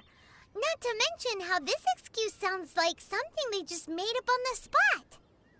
Could the Qixing already have known that Rex Lapis wasn't dead? But Zhang Li said that neither they nor the Adepti knew anything. Did Zhang Li tell them in secret after his gnosis changed hands?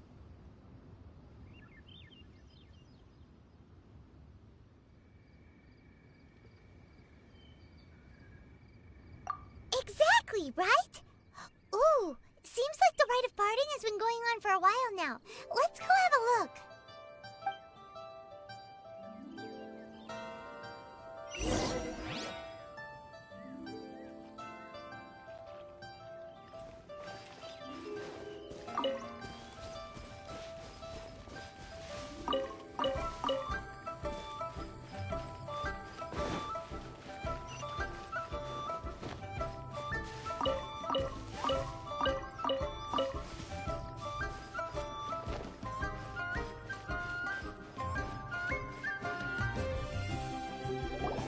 Look, it's Ningguang and Keqing. Are they saying something? Are there speeches over? As said previously, Rex Lapis's soul returning to the heavens is the end of the contract. And it is also the end of an era. 3,700 years of contracts burnt and reduced to ash. We, the people of Liyue, were indeed prosperous. But blinded by our prosperity, we forgot that time can be pitiless. The long, unending dream of our Archon walking among us. Now that we have awoken from our dream, we must learn to say farewell. Will you stand with us as we re-establish our contracts? As we build a new age of prosperity? So concludes the words of Her Eminence the Tianquan. Does Her Eminence the Yuheng have anything to add? Huh? Is she looking this way? Traveler. Yikes! She really is looking our way. Is that the traveler who they say defeated the ancient god? So young. The Liyue Qixing always repay their debts. And as you have heard, our eyes see far and our reach is long. Name your price. You deserve that much. Whoa.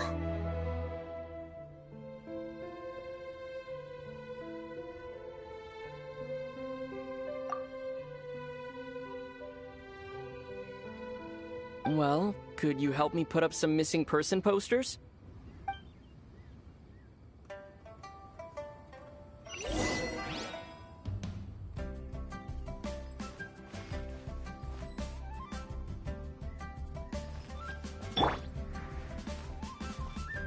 As for the mortals and adepti of Liyue, what shape shall our relationship take from now on?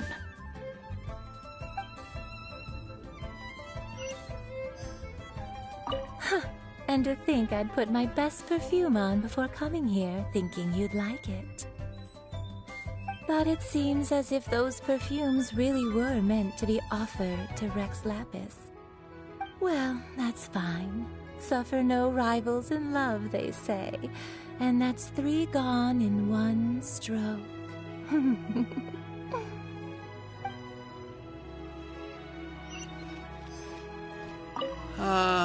Rex Lapis. Oh, Rex Lapis. Now that I think about it, if everyone's of the same mind as me, perhaps mementos for Rex Lapis might be the best short-term business opportunity.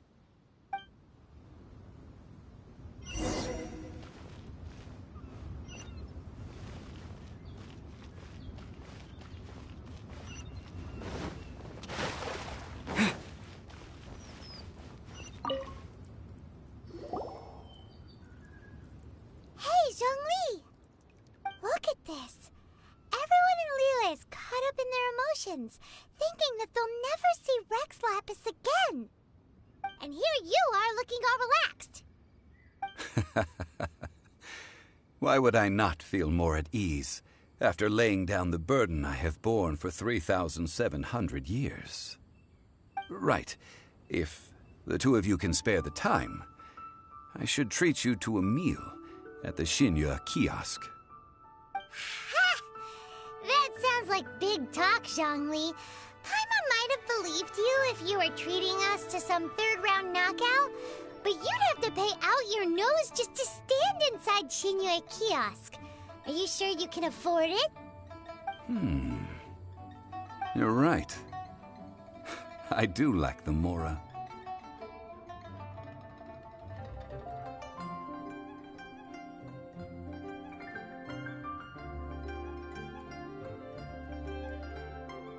But why would Morax lack mora?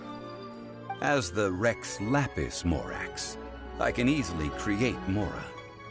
But since I have chosen to walk this earth as the mortal Zhongli, I should abide by the same rules that mortals do.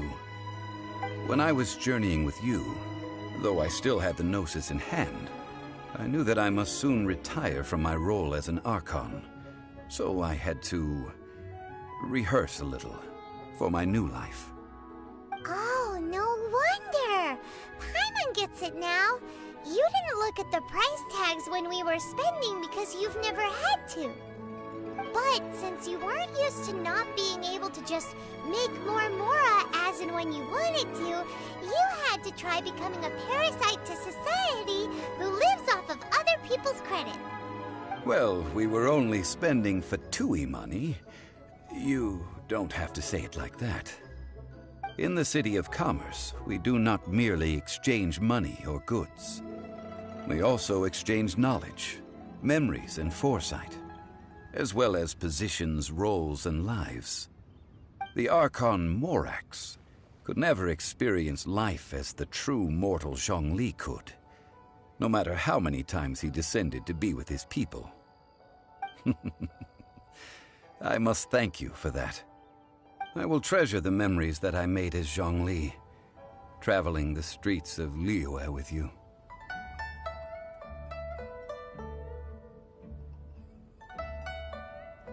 That is true. But there is no journey that does not end. No meetings without partings. Paimon thinks that we should make a move and continue our search for the Seven. I fear that continuing your journey may be difficult. The nation that neighbors Liyue by sea, Inazuma, is presently closed.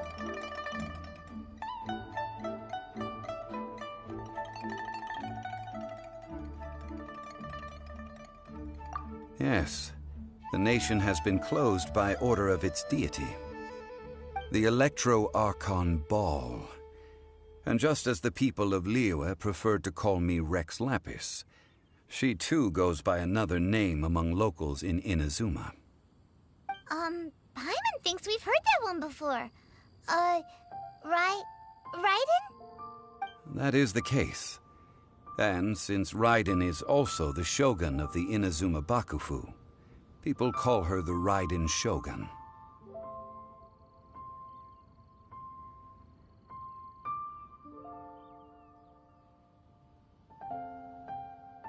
That said, though people at the wharf were saying that the situation in Inazuma is very tense, Paimon doesn't remember that always being the case. It wasn't that bad last year.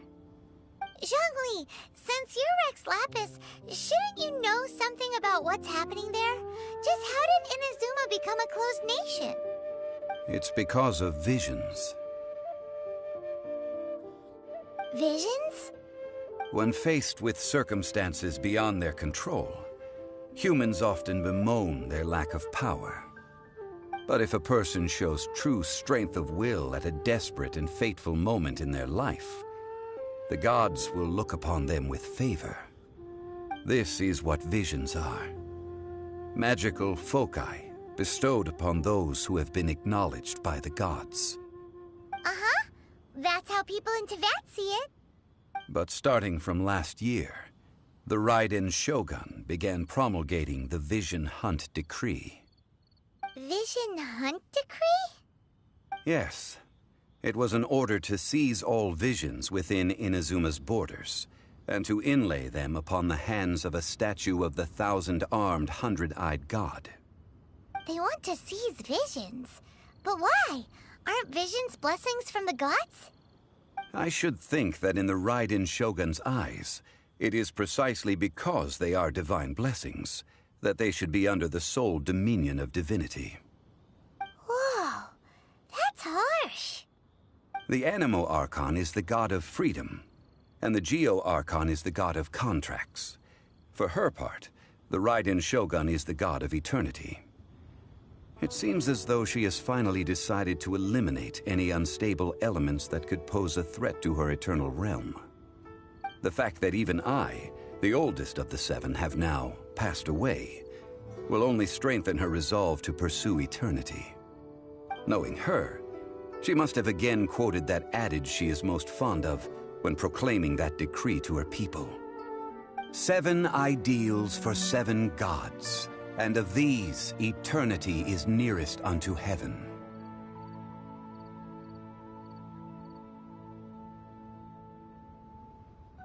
All right then. Was there anything else you wish to know?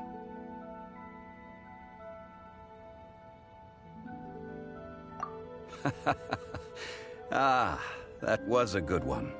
Failing a divine trial. How they came up with that excuse, I will never know. That said, the reason why the Qixing were so eager to resolve the incident and stop pursuing the culprit was indeed because they received news in secret that Rex Lapis was not dead. I hinted as much to the Adepti as well. How did I accomplish that, you ask? Have you ever heard of this particularly convenient Adepti art known as gifting dreams and visions? All right then. Was there anything else you wish to know? Yeah, about that. Before the Qixing made their announcement, we listened to a lot of people talking on the way. Most of them put the blame for everything on Child. These are indeed false accusations. But it remains undeniably true that Child did send people to the Jade Chamber to prevent the Adepti and the Qixing from defeating the ancient god. I've heard that Ningguang is busy milking that for all it's worth on the foreign relations front at the moment, browbeating the envoys of the Fatui. Ha! Those poor Snezhnayan diplomats. If it were not for Child's exalted position as a harbinger, I'm certain that they would have shifted all the blame to him and called for his dismissal by now. All right then. Was there anything else you wished to know?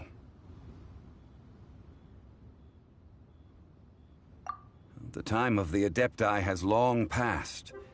If even the Liyue Qixing don't want to face that truth, then what future is there for Liyue? Keqing is absolutely right in saying this.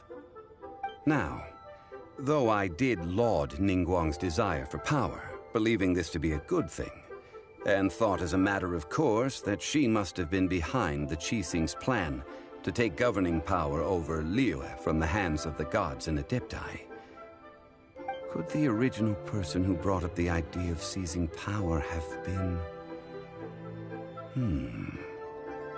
All right then. Was there anything else you wished to know? That's right.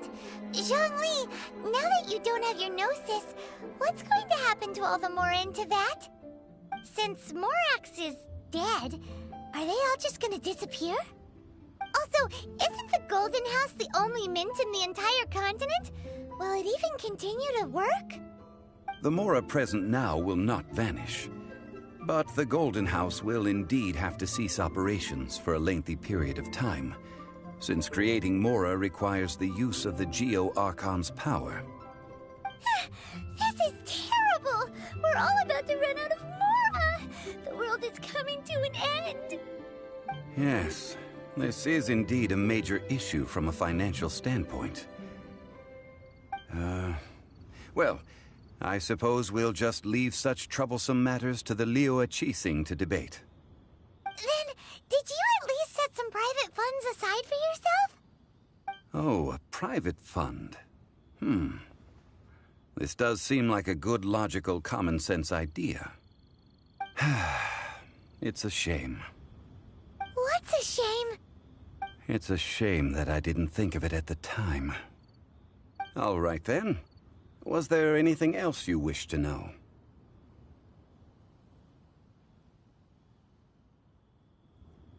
Well then, I suppose you'll have to find a way to get inside this closed nation.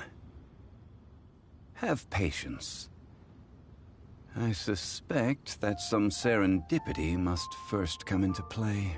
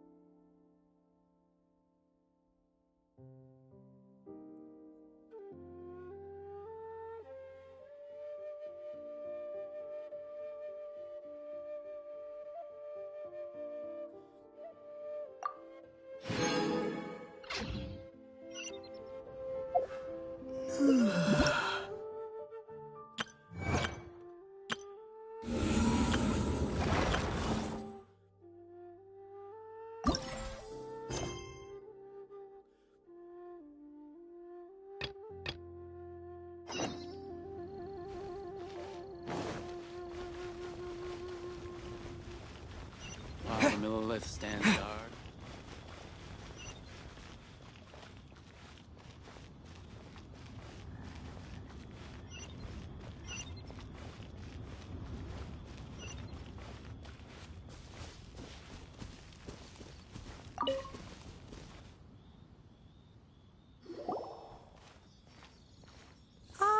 Children, come, come. You've arrived at just the right moment. I've been looking for you. Oh, what is it, Granny? Need any help? Oh, no. You've done so much for Liyue Harbor already. I could hardly ask for more. In fact, my old friends and I have been putting our heads together to think of what sort of gift we might give you in return. A gift? For Paimon?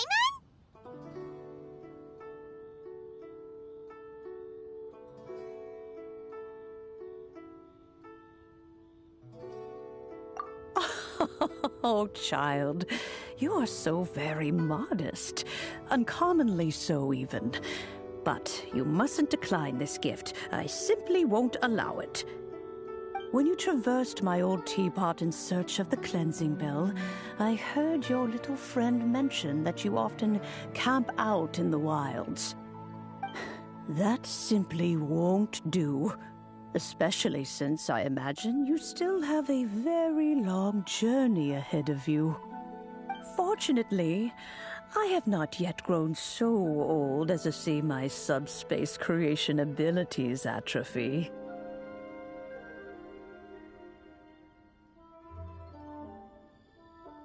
Oh, did my friends never mention that to you? Well then, it is a blessing we old folks once received from Rex Lapis, part of our illumination, if you will. I will not go into too much detail, but subspace creation is the ability to create a small, autonomous pocket world. The teapot that you entered previously was a little trinket created using that ability.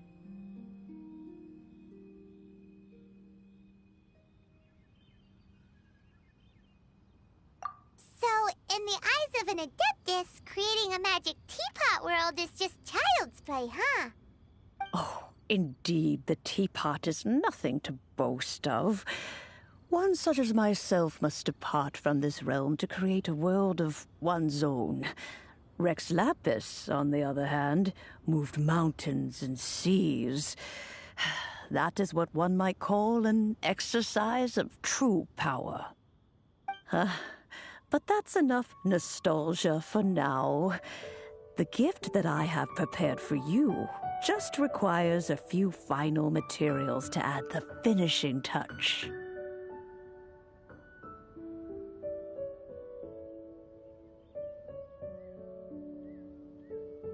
That's right! Finding stuff's what we're good at, after all. Oh, settle down now, children. There's no need for you to go running hither and thither.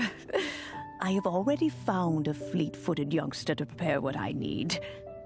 What's more, I doubt that you would know how to find the materials I am searching for. Some of them are very rare indeed these days.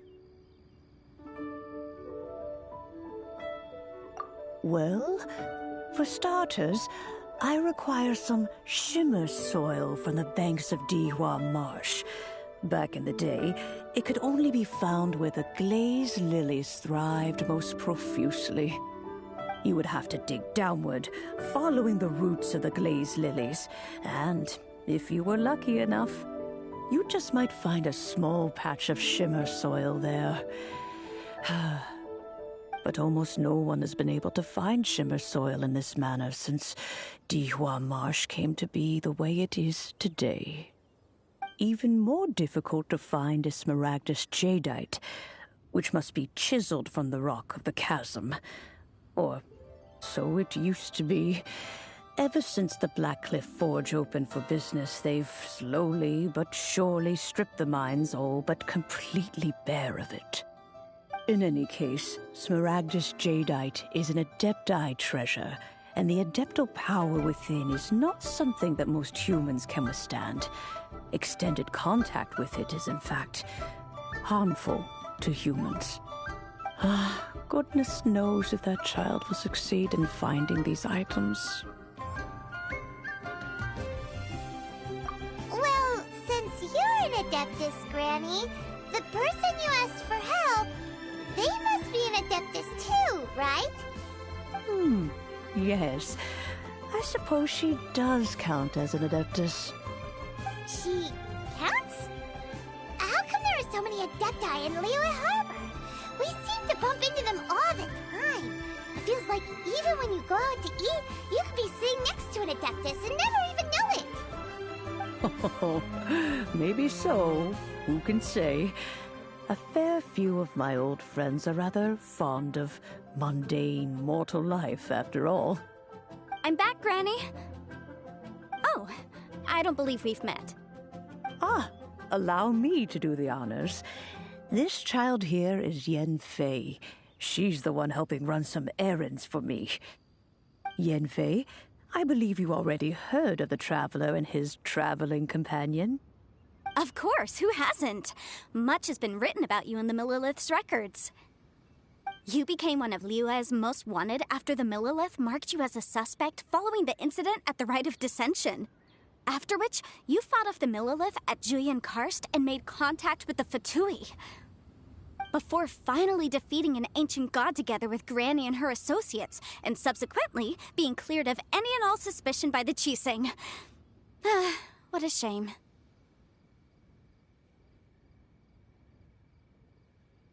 A shame that we didn't meet sooner. If we had, well, I can't say that I would have been able to clear you of suspicion immediately, but it certainly would have been less, embarrassing for you. Allow me to introduce myself once more. I'm Yenfei, a legal advisor. Got a legal problem? You can come right to me. Oh, yes, here's my business card. You'll find it has my contact details and office address. Keep it handy. If you have an urgent issue, just leave me a note at this address. Oh, and I almost forgot to mention, I offer a very generous discount for first-time customers. All right, Yenfei, all right. Let's get to the business at hand.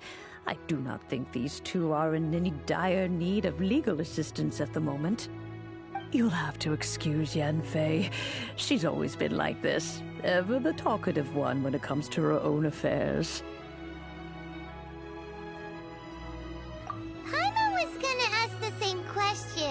You seem really different from the ones we've met before. An Adeptus? I guess. Kinda. My old man said he was one anyway. He mentioned that he once campaigned with Rex Lapis for a long old time, and then after that was all over, he went back and married my mom. They had me, and once I was all grown up, the two of them upped and left on a journey, leaving me with Granny here. Well, that's a bit casual for an Adeptus. Aren't you guys supposed to sign solemn contracts to protect Liyue Harbor and all that stuff? What do you mean he just went back to get married? Well, my dad did say that he'd talked it through with Rex Lapis and that he was fine with it. Even contributed towards the wedding gift, apparently. Anyway, let's not dwell on that too much. So, Granny, I've gotten a hold of most of the stuff you asked for, except for Smaragdus Jadeite. I couldn't find any at all. The chasm's been sealed off, and there's just no way in. Couldn't secure any documentation either. Looks like the Ministry of Civil Affairs is serious about keeping it strictly locked down. Is that so? But Smaragdus Jadeite is really rather essential. Yenfei, are you sure you can't find some other way? They have helped Liyue greatly, after all. It is only right that they are duly rewarded. I know, Granny, you've told me 1,000 times already. Well, the chasm's definitely a no-go, but there's still a chance we can figure out some alternative means of procurement. Hold on a moment. Let me have a look. Whoa, that's a really thick book. What kind of things do you write in there? Commercial consultancy. Or Snezhnaya. Ah, found him. Krusel. A Snezhnayan merchant who once came to me with some legal queries on certain articles in the legal codices. If my memory serves, all of them had to do with rare ores. He mentioned that he was considering acquiring some Smaragdus Jadeite to make hairpins, and wanted to know if there were any legal ramifications that he should be aware of. Said he was planning to sell them in Snezhnaya. So, I guess I'll go look for him. With any luck, he'll have gotten his hands on some Smaragdus Jadeite, or might have an idea of where we can find some.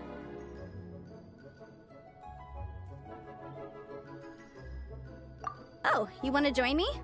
I suppose that's no problem, but it's best if you just stand by and watch.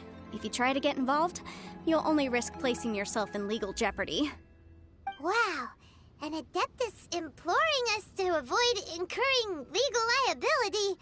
Well, that's a first for sure. Best we be a little more careful than usual while we're with her.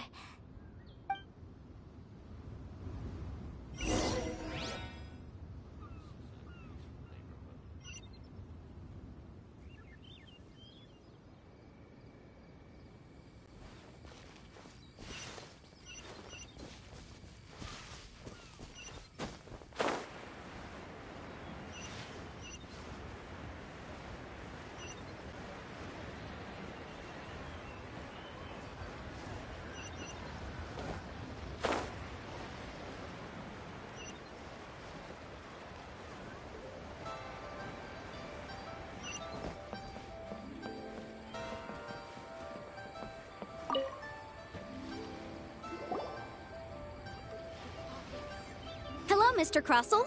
How's business been? Oh, good. Very good. All thanks to your advice, Miss Yanfei. What brings you here today? You're too kind. I was simply doing my job. Now, I believe that the last time we met, you mentioned that you were looking to source some Smaragdus jadeite to make hairpins. Have there been any further developments on this front? Well, yes. As a matter of fact, in the end, I did acquire a small piece of Smaragdus jadeite and had it fashioned into a pair of hairpins. Miss Yanfei, might I presume that you have an interest in the hairpins?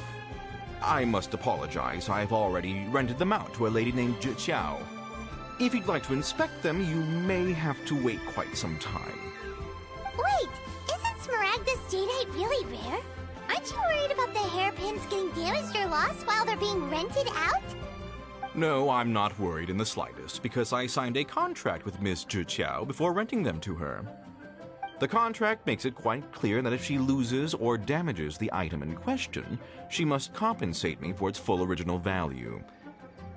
In return, I included a clause that guarantees the Smaragdus jadeite is genuine, with a penalty of 10 times the item's value payable by me to Miss Zhiqiao in the event that it is shown to be a fake. Guaranteed genuine, with 10 times the value payable if this claim is shown to be false. Yes, these terms are very clear indeed. Of course. This way, both the client and I have the assurance we need. To ensure fairness, each of us has retained an original copy of the contract. In that case, might you know where Miss Zhiqiao lives? We'd like to pay her a visit and have a look at the hairpins. Oh, of course. She wrote her address down when we signed our contract. Here, I'll mark it on your map for you. Thanks a lot, Mr. Crossell. We'll be off now.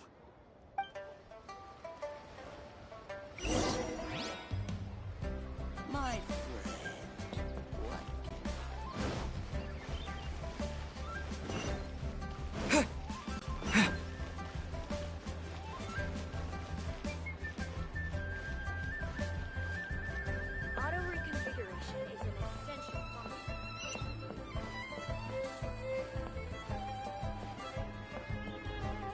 So, are you buying or not?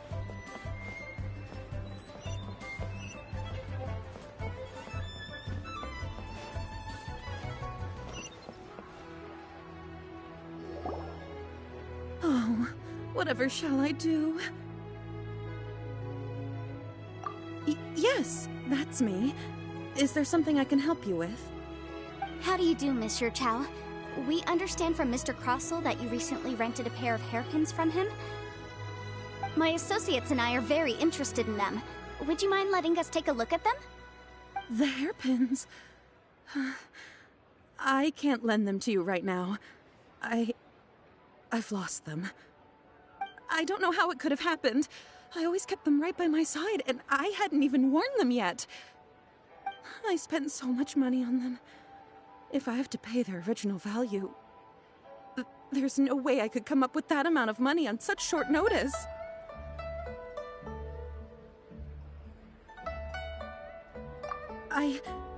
My family is in the ore business too, but business has been suffering ever since the chasm was sealed off.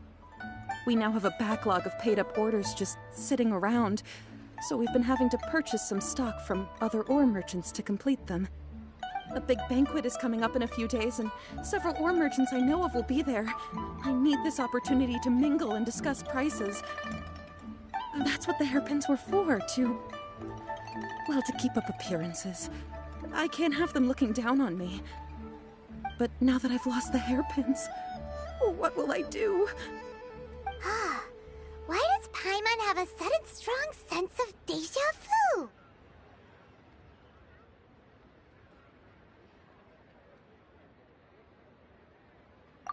Would you really? I sent a commission to the Adventurers Guild, but I haven't heard anything back from them yet. Hold on. Don't run off looking for the hairpins just yet.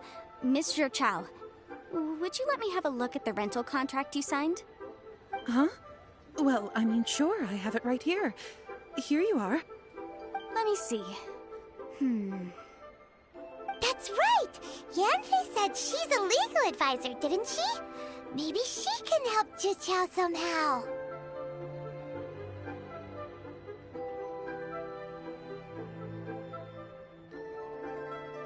True. Though surely there must be a win-win solution. Right. I finished reading the contract. The terms are very clear, and they do indeed stipulate that you must pay Mr. Crossell the original value of the hairpins as compensation for the loss. Furthermore, the contract also expressly states that the amount of compensation must take current market prices into account. And given the rarity of Smaragdus Jadeite, I fear that the final amount of compensation may end up being significantly higher as a result. Even higher? Oh, no. Uh-oh. Zhou looks like she's about to faint. However, all of this is assuming that it is indeed genuine Smaragdus Jadeite that was inlaid into the hairpins. Did you really have to pause before saying that part? Anyway, the hairpins are lost, so how exactly would we be able to find out if the Jadeite is genuine or not? Whichever way you look at it, we've got to start by finding those hairpins. Except that if we found the hairpins, there'd no longer be any need to check whether the Jadeite is genuine, would there? Seems right. Please, don't trouble yourselves over this. The fact is, I lost the item, and I should pay compensation per the contract.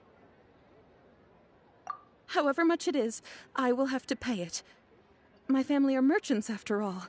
It's vital that we keep our word and respect our contracts. Now that it's come to this, I really shouldn't keep Crossell in the dark any longer. I'll go and inform him of the issue, and then negotiate the amount of compensation. Yes, legally speaking, it seems this is the most sensible course of action. But before that, I have some questions about the hairpins. So hold on a moment, Miss Zhou. When you first touched the hairpins, what did you feel? What did I feel? Well, I remember that the gemstones set into the pins were perfectly smooth to the touch, like the finest quality jade. My family has seen much jade pass through its hands in the past, so I am quite certain of my judgment in this matter. Smooth to the touch, finest quality jade. No, it's nothing. I just need to re-examine a few things. Let's head over to Mr. Crossell's.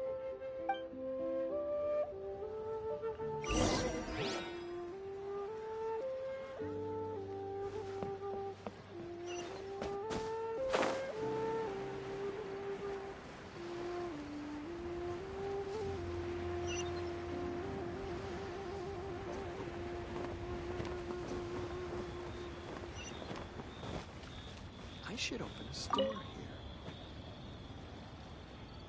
Ah, Miss Yanfei, you've returned.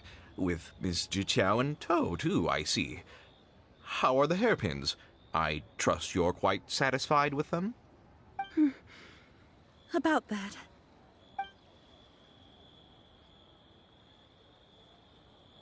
You lost them? Are you serious? Do you have any idea how expensive they were? I'm sorry. Truly I am. I'll pay the compensation as per our contract. Every last mora. Mora? Do you have any idea what I had to go through to get my hands on that Smaragdus Jadeite? I I just don't... Forget it. Talking won't bring them back. Since Miss Yanfei is here, I suppose we can just have her estimate the amount that needs to be paid. No problem. But before I can give an official estimate, I'll need to do a little market research. Ah, yes. And if I may just confirm again... It was in fact genuine smaragdus jadeite inlaid into the hairpins, correct? Of course! Genuine article guaranteed, or I pay back 10 times the value. Alright, understood. I'll conduct some market research, and once I'm back, I'll provide an official assessment of the sum owed by Mr. Chow in compensation. Please wait here, Mr. Crossell. Thank you very much. How could she lose my hairpins? She'd better pay every last mora that they're worth.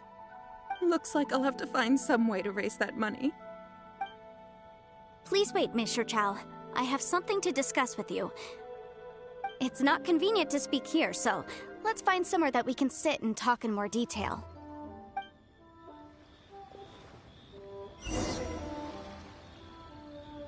I should open a store here.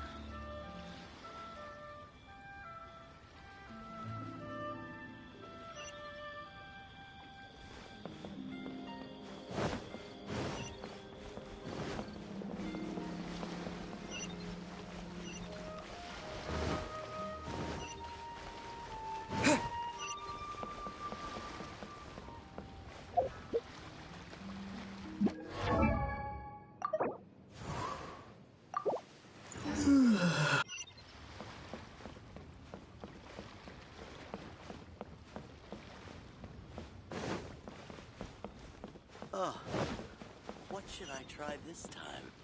Try your luck betting on Jade? Oh there! Come and see these rare and precious curios. Miss Yanfei, what is this about? Are you here to tell me how much I owe? No. What I wanted to talk about is, there is a chance that the ore inlaid on those hairpins may not be smaragdus jadeite after all.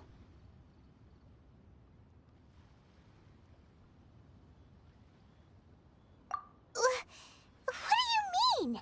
Are you implying that you already sneaked off and found them?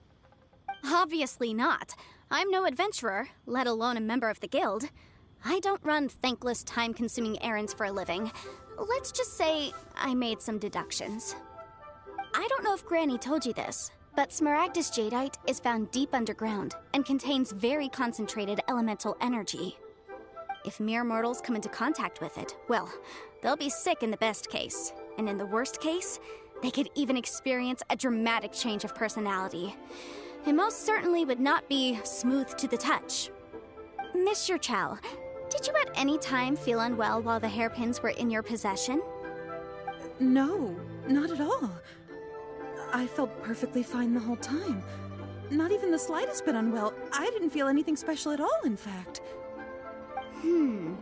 Now that is strange. I noticed earlier that there were elemental traces in Mr. Crossell's vicinity. If I've deduced correctly, he may still have the smaragdus jadeite in his possession. If that's the case, we should go confront him right now and expose his dirty scam right to his face! Absolutely not. If we were to confront him now, there's no way he would admit to it. Eventually, he would find some argument to compel us to leave. And then, he'd throw the smaragdus jadeite into the sea the moment we were gone. After that, he would simply insist that Mr. Chow pay up per the contract. He would lose nothing.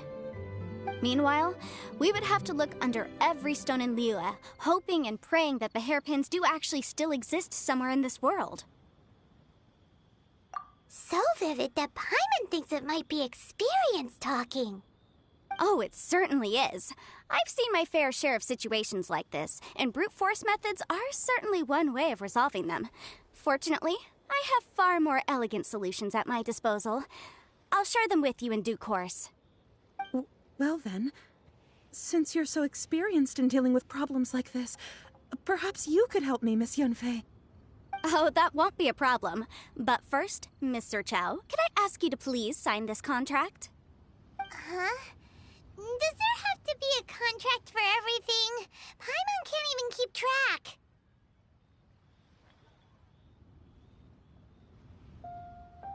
feels like Yanfei is even more concerned with them than a certain someone else we know. These are my formal terms of engagement. Everything prior to now has just been pro bono advice.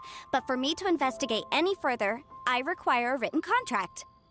Any work commissioned but not bound by a contract cannot be relied upon. I understand.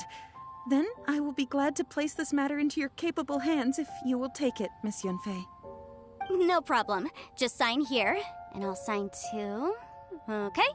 Now write your address here, and then sign on this page as well. And I'll also need your signatures on pages 5, 7, and on the very last page. Finally, if you could just use this ink pad to make a handprint over here. This contract has so many pages. Paimon's all out of brain juice again. Alright, that should do it. My fees are the same as always, and they're written in the contract. Have a look through and let me know if you have any questions. I've had a read through. Everything checks out.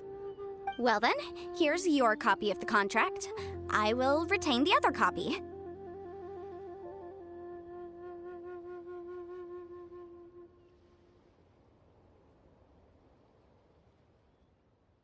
Not for now, no. Despite how intractable this problem might sound, it will actually be quite straightforward to resolve, once we've got some things squared away. I don't believe you have been part of an investigation like this before, in which case, hopefully this should be quite the experience. Miss Yunfei, I have to ask, why are you helping me? Because, as it happens, I'm currently trying to acquire some Smaragdus Jadeite myself. I noticed strong traces of geo-energy around Mr. Crossel, so perhaps he has, in fact, secured some. Whether he actually made it into an item of jewelry or not is a separate matter, but either way, it's a lead. As long as we follow it, who knows? We might just be able to get our hands on some Smaragdus Jadeite. Also, the idea of someone abusing the law to their advantage, I won't stand for it. But again, let's not dwell on this. Let's go to... where can we find someone who processes ore? Ah, I've got it! Let's pay a visit to Chateau, the boss of the Jade Mystery. He's a professional when it comes to working with stone and ore. If Mr. Crossel had his ore worked on at all, Chateau would undoubtedly have been his first choice.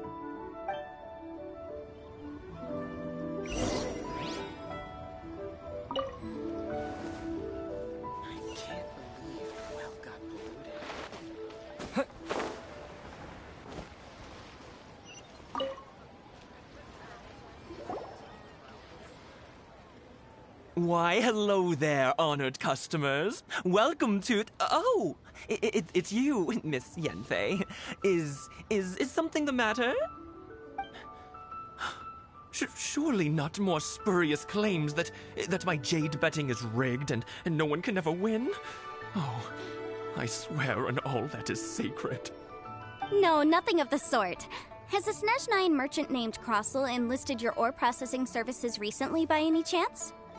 A Snezhnayan merchant named Crossel, you say? I do remember that. He brought me a piece of ore, claiming that it was Smaragdus Jadeite. That was the first time I'd ever encountered it, so I had no way of telling if it was really Smaragdus Jadeite or not. But if a customer insists, far be it from me to contradict them. He was quite generous with his money, too, so I didn't give it too much thought. I processed the ore as per his request. Do you have any leftover debris from your work on it? Why, yes. It was my first time encountering this ore, after all, so I kept a few loose shavings to study myself later. They're right over there, in fact. Thank you, sir. We'll take a look at them.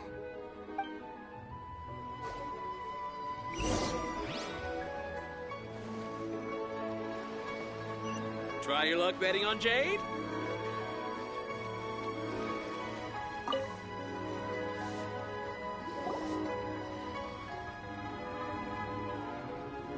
Huh? If my eyes don't deceive me, the cross-sections and patterning suggest that these are Smaragdus nephrite shavings.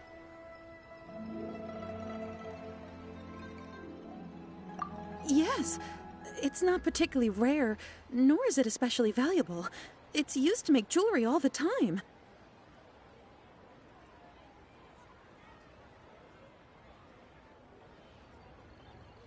heard it said that Smaragdus nephrite is in fact the outer layer of Smaragdus jadeite, though no one's ever proven it.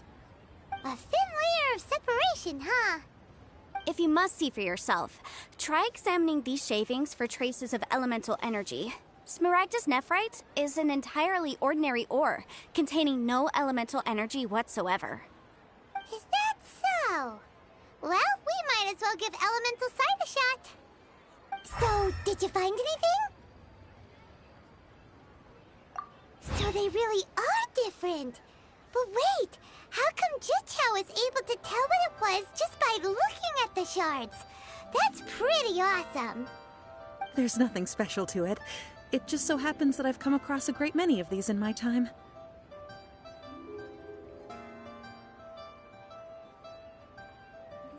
These two stones actually look very similar. Someone without a deep understanding of them would find it very difficult to tell them apart. There may be only a subtle difference for the casual viewer, but that translates to an astronomical difference in terms of the market price. And, I'm sure, a significant difference in the cost of having them carved into shape. Alright, let's focus up. We're going off on a tangent. But, never mind, Shirto.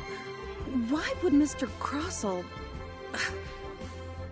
Unusual actions have unusual reasons behind them. Let's take some of these shavings back to Chateau. I just like to make... Try your luck betting on Jade?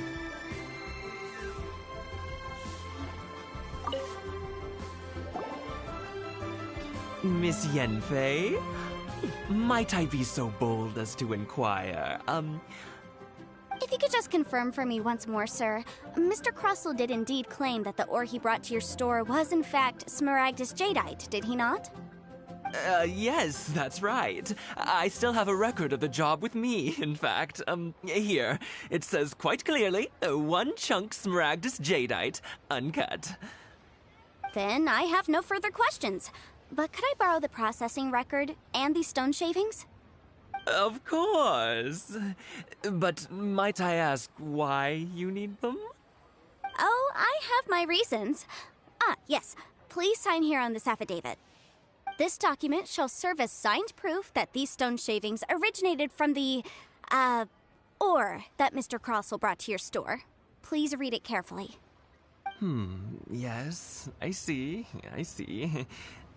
Forgive me for asking again, Miss Yanfei, but might I know the nature of the incident on this occasion? I wouldn't say there's been an incident, just a minor issue. Thank you, sir. I'll take these with me. With this hard evidence to back us up, Crossell won't dare try to deny what he did! On the contrary, this is far from sufficient to build a case. We need to find something a little more compelling. If you want to make jewelry, you need a professional jewelsmith. Let me think. Jewelry. Nope. Aha!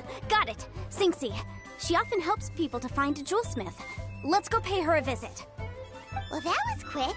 How come you know so many people? Because lots of people come to me for legal advice every day. As you know, Liyue Harbor is the city of contracts. And contracts, well, I should say laws, are very important to us. But the amendments made by the Tianquan to our laws are unnecessarily complicated. How can I put this? It just seems like they're hard to understand and impossible to finish. As such, legal advisors like myself provide quite the popular service indeed. So you help them make sense of the law. But didn't you say that it's hard to understand and impossible to finish? Yes, well, that's no obstacle because I've memorized all the legal codices. You memorized them? You sound surprised. Knowing the law inside out is a legal advisor's bread and butter, you know?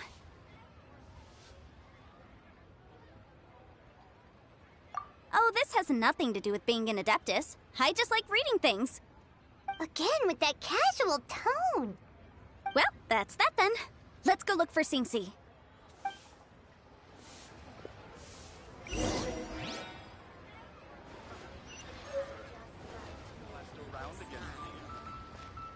Try your luck betting on Jade?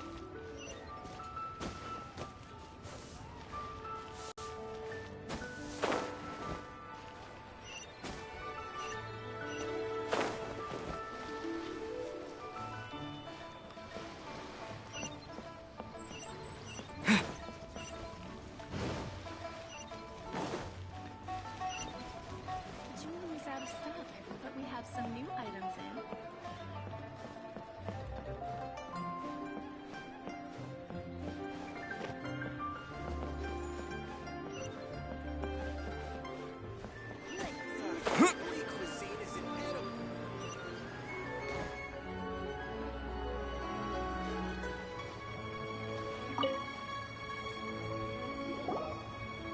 Oh, Miss Yenfei, it's you. Has something happened? Did the client from last time, Have no further trouble from then on? Yes, of course. I'm just here to ask you a few questions.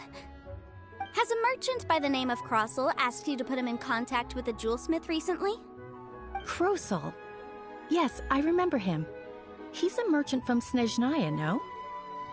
Yes, he came to me with a chunk of something he called Smaragdus Jadeite. The design of the hairpins that he gave me was quite intricate, so it took me some work to find someone who was up to the job. Eventually, I found an older jewelsmith who made them exactly according to his specifications. This order was on hold for a very long time, and only completed quite recently, which is why I remember it so well. Doesn't seem like there's any evidence to be found here. Miss Inksy, I'd like for you to confirm for me once more. When Mr. Crossel commissioned you to find him a jewelsmith, did he or did he not assert that the material he presented to you that day was called Smaragdus Jadeite? Yes, I'm sure of it. The hairpins were made using many expensive materials, and the asking price was quite high, so we had to put this transaction on record with the Ministry of Civil Affairs. Mr. Crossel wasn't very familiar with the necessary procedures, so I filed it on his behalf. I also kept a copy for my own records. See for yourself, the item is called Smaragdus Jadeite Twin Phoenix Pins. The inlaid gemstone is recorded as Smaragdus Jadeite. The document even has the official seal of the ministry on it. Thank you, Sinksy. Now, could you let me borrow this document? Sure, it isn't serving much purpose here anyway. I take it then that there's been some more trouble? Nothing you need to worry about, just a minor issue. I'll return your document as soon as I'm done with it. Thanks again. Why is everyone's first reaction always to assume someone or something is in trouble?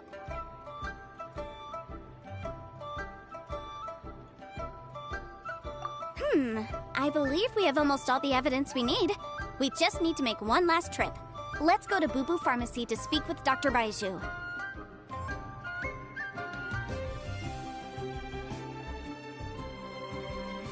The weirdo with the snake around his neck? What do you want to speak to him for? Because only he can provide an authoritative statement confirming that Smaragdus Jadeite is harmful to the human body. Once we have this final piece of evidence in our hands, we can wrap this case up.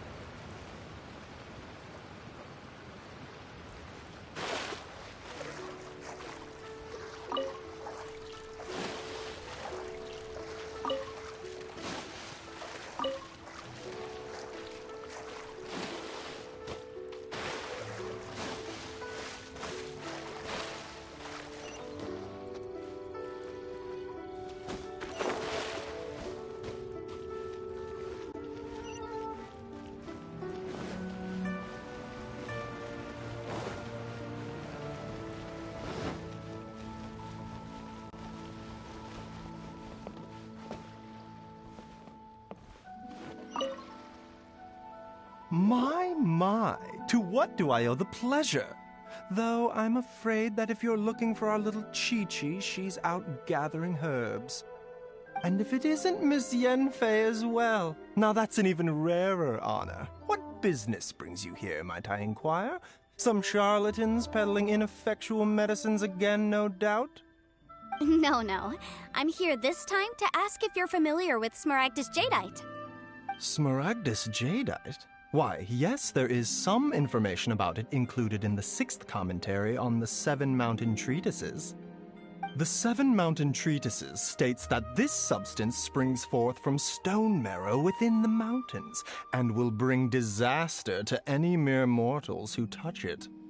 It is abundant in elemental energy, so if someone without a vision is in contact with it for a prolonged period, best case scenario, they fall ill. Worst case scenario, they'll suffer great changes in personality and their illness will only ever get worse.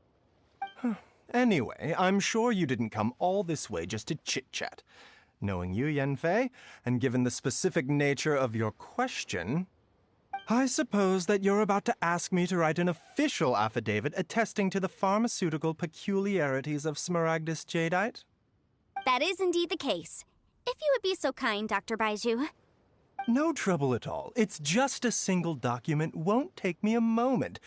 I would mention, though, that you are not the only one who's developed a curiosity for Smaragdus Jadeite recently.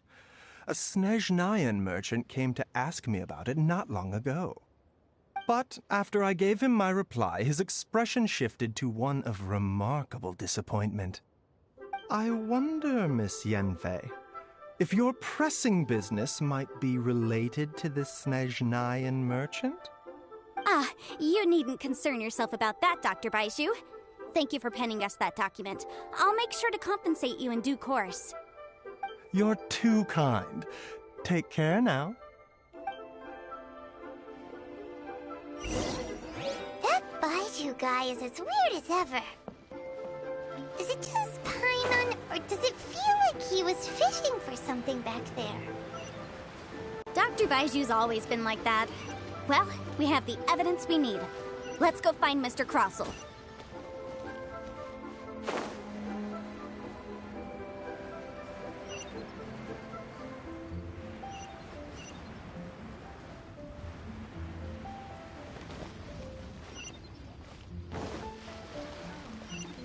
Welcome. Please take a seat. My friend, what do I get you? Miss Yanfei, have you finished your investigation? I trust you will now be in a position to assess the compensation due. Yes, my investigation is indeed concluded. I can now provide a final figure for the amount payable. Wonderful. Well then, please, could you do the honors, Miss Yanfei? Of course. According to the stipulations of the contract, Mr. Crossell, you must pay Mr. Chow 10 times the original transaction price in Mora. Sure. Wait, what? Me pay her? Surely there's been some kind of mistake, Miss Yanfei. Not at all. According to my investigations and the material evidence that we've gathered, the substance claimed to be Smaragdus Jadeite that was inlaid within the Smaragdus Jadeite twin phoenix pins that you rented out to Mr. Chow was, in fact, Smaragdus Nephrite. Now, the contract states very clearly that 10 times the price shall be paid should the article not be genuine. Accordingly, you are liable for this sum, which is payable to Mr. Chow in Mora. Material evidence? What material evidence? Why, Miss Yanfei, you cannot frame me like this. I spent a huge sum to obtain that Smaragdus Jadeite, and yet you claim that the ore inlaid on the hairpins is somehow fake? I demand to see your evidence. Indeed. Only a testimony from an expert witness involved in the processing of the ore can serve as an authoritative assessment of whether it is genuine. Traveler, please produce the evidence in question. This is a processing record from the Jade Mystery, along with stone samples and an affidavit signed by the business owner, Chateau. Seriously? Even the boss there couldn't differentiate between Smaragdus Jadeite and Smaragdus Nephrite. How does this prove anything? In any case, Smaragdus Nephrite is the outer layer of Smaragdus Jadeite. So I had him cut away the nephrite, he returned the valuable jadeite core to me, and some nephrite samples remain in the store. What am I missing exactly? That's an unsubstantiated belief. Well, your claim that my ore is fake is just as unsubstantiated.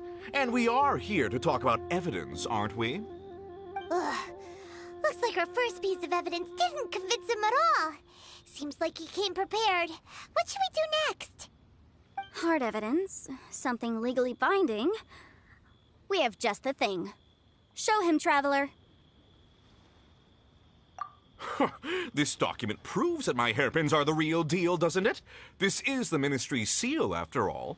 It shows that the ore inlaid on the pins is indeed Smaragdus jadeite. Our second piece of evidence didn't work either. And this guy's getting more belligerent by the second. You know, you could be right. Perhaps the hairpins are the real deal after all. Of course I'm right. All the evidence shown supports my story. Well, hang on a moment now, because I do recall one final piece of evidence that we haven't revealed yet.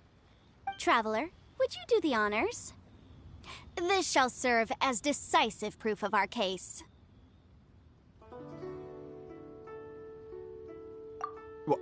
What's this? Smaragdus jadeite springs forth from stone marrow within the mountains and will bring disaster to any mere mortals who touch it. Sustained contact with Smaragdus jadeite over a prolonged period will, in less serious cases, cause a mild malady, while in serious cases, the patient may suffer a dramatic change of personality and fall seriously ill. Mr. Crossell, were you aware of these peculiar properties of Smaragdus jadeite? I had no idea. No idea, you say? I'd guessed as much. But for you to have rented out such a dangerous item... I'm afraid that this falls outside the scope of my work, but within that of the Ministry of Civil Affairs. However, I'm sure that the Ministry will be relatively lenient considering that, as you say, you were ignorant of the danger you posed. Don't worry, Mr. Crossell. I will make sure that all the evidence presented here will be handed over to the Ministry. I trust that you'll give them your full cooperation in their investigations. What? Wait! I knew. Oh, so you knew? Oh, dear Mr. Crossell. But if you knew of Smaragdus jadeite's dangerous properties beforehand, why would you... Huh? No, The hairpins aren't actually inlaid with genuine Smaragdus jadeite? Is that what you were about to say? You do understand, Mr. Crossell, that this means that you will have to pay Ms. Zerchow 10 times the original price in Mora? Mr. Crossell, your answer, please. My client and I are waiting. Yep, he's seriously intimidating right now. It's like she's a different person.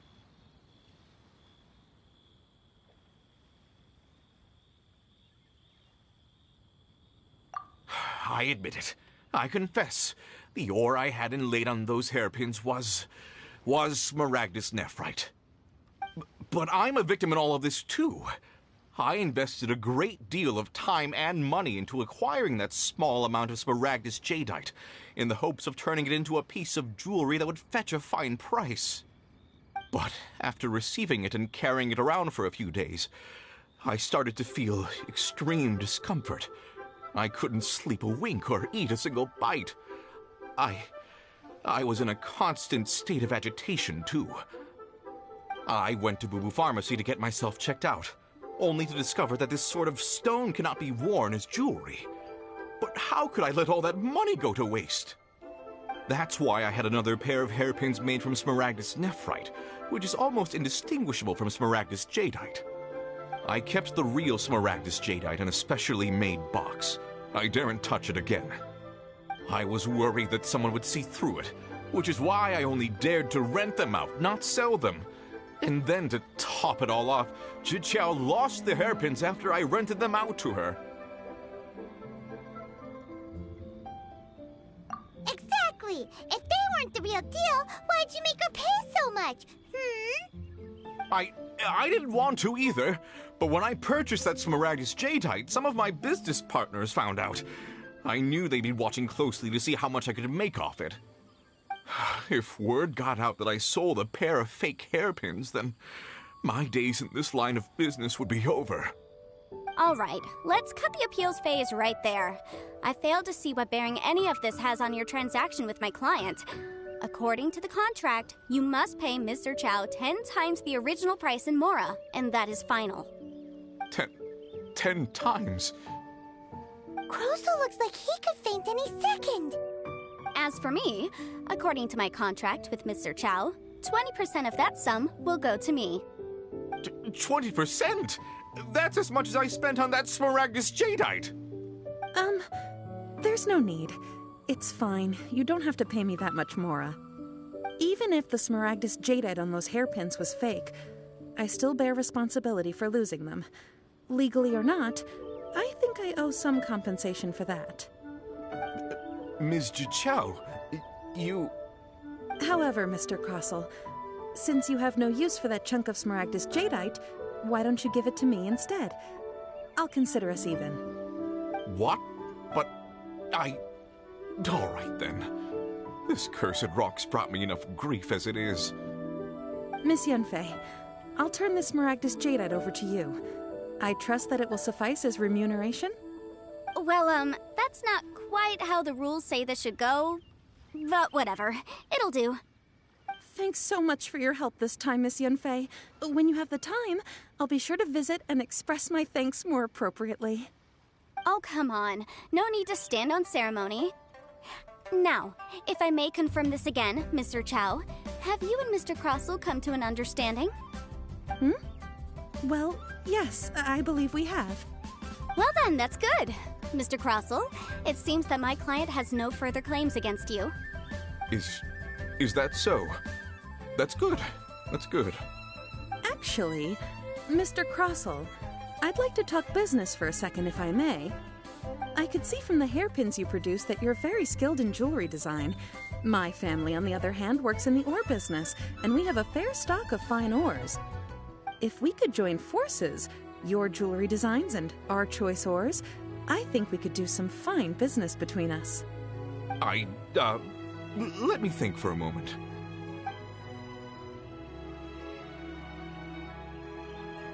Well, that's that. And we've got the Smaragdus Jadeite that Granny wants too. All's well that ends well, eh? Exactly. Usually when someone tells us they've lost something, we end up searching all over the place for it. But this time, you managed to solve the problem with just a big stack of documents. Even though the solution didn't involve actually finding the hairpins. The right solution depends on your perspective on the problem.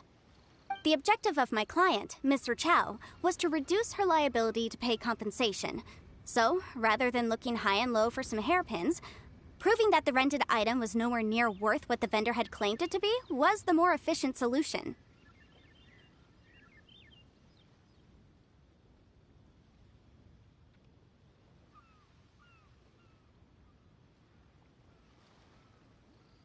An Adeptus. Speaking of, you took part in that battle, didn't you? In which case, you would have heard what Granny said. Liyue Harbor is now a city ruled by humans. The title of Adeptus means precious little to me compared to my job as a legal advisor. In any case, don't you think that the Liyue Harbor of today needs legal consultancy far more than it needs adeptal powers?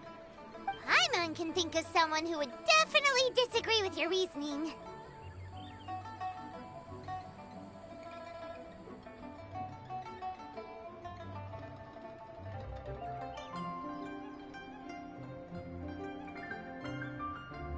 Well, since we got what we came for, it's time to pay Granny a visit. I bet she's been on tenterhooks for a while now.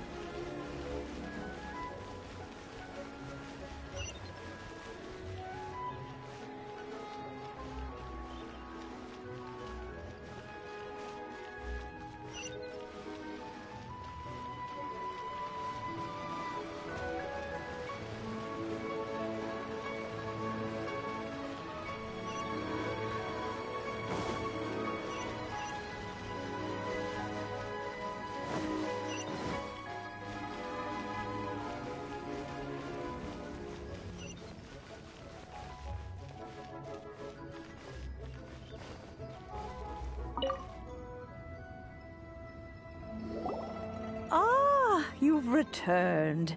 How did it go? Were you able to find the Smaragdus Jadeite? Good, good. Then we have all the materials we need.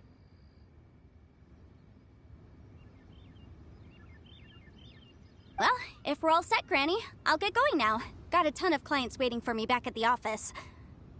Oh, you. All right, then. Go see to your business. Granny should be able to handle the rest. I'm off then. Bye! Oh, yes, Traveler. Make sure you don't lose the business card I gave you. I've been looking into the laws of other nations as well. If you should ever bump into any trouble with the law, come find me directly. Regulars get discounts, too. Come now, child. Are you leaving or are you not? If you have no wish to leave, perhaps you'd like to help me clean my teapot, hmm? I'm leaving! I'm leaving! That child. Goodness knows where she learned to be so rambunctious. Her father was hardly so riotous or fond of talking nonsense back in the day when he stood beside Rex Lapis. Indeed she is. Liyue has changed, and the Adepti must also learn to change. Yanfei might be overly garrulous, but she is also the most intimately acquainted with the city among us all. Liyue is not the same place I once knew.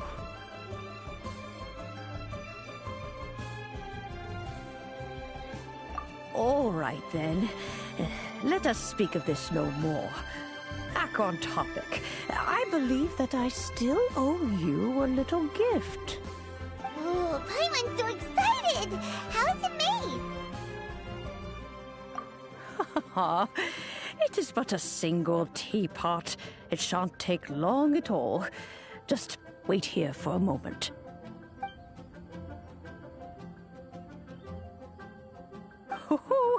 There we go. This Serenity pot is all yours now. Hold it firmly. If you were to drop it, oh goodness, who knows what might happen. Take these blueprints with you as well. You'll need them if you wish to make your teapot a little more lively inside.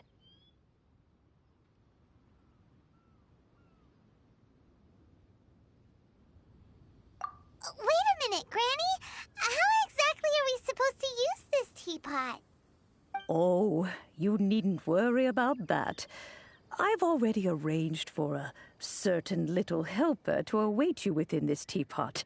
She will explain everything you need to know about it.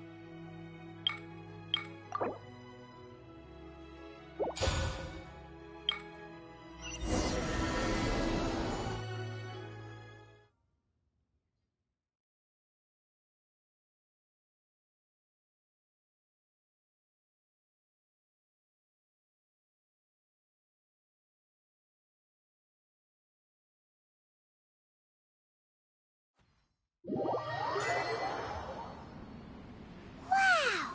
This teapot seems even bigger inside than Madame Ping's! There's even a great big house in the middle, too! Huh.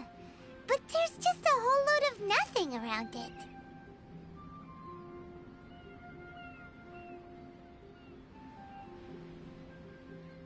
Paimon can't do that! Well, you're the one with the sword anyway. You do it! Still, why is it so empty here apart from that house? Oh, wait a second. What is that?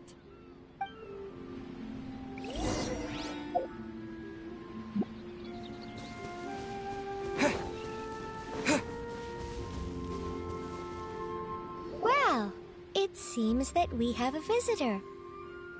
It's a huge finch! Excuse me, I am not a finch. I am a teapot spirit, and you may call me... hang on a moment. What am I supposed to be called again? Oh, call me. I suppose you may call me Tubby. So you're the little helper Madam Ping mentioned? Madam Ping? Oh, you must mean Ping. Yes, she did summon me here. She told me much about you. You may leave all matters regarding the upkeep of this realm to me. Your journey may be far from over, but at least this way you will not want for a comfortable place to sleep each night. Though it is the Adepti who create realms such as this, they generally do not have the time of day to attend to the banal matter of their maintenance. Thus, we teapot spirits were created to help guard their realms and manage their affairs. You may consider me a butler, if you will. Now, allow me to explain this realm to you. Have you any blueprints on you? Specifically, blueprints with beautiful rooms, chairs, and the like. As long as you have a blueprint, you can refashion this realm however you please. Blueprints? Oh, that's right! Granny handed us some when she gave us the teapot, didn't she? Let's take them out and have a look.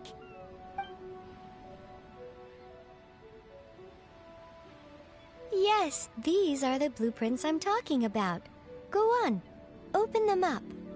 Just commit the image of the objects to memory and prepare the necessary materials. Then simply release the thought from your mind and the object in the blueprint shall appear within this teapot. Wow! Is that all it takes? Then we could build a whole city inside, couldn't we? I doubt it. A golden-eyed adeptus explained this to me at some point in the past. He said that even though subspace creation is a product of adeptal power, even that has its limits. This world is not a true one, after all. It provides merely a moment of brief respite from the mortal realm, not a means of escaping it entirely. A golden-eyed adeptus? Paimon wonders who could that be? I hardly remember myself. What's more, I have never seen that adeptus again since. Well, let's not dwell on that. Have a look around. Best you get accustomed to this realm. If there's anything you would like to ask, just look for me.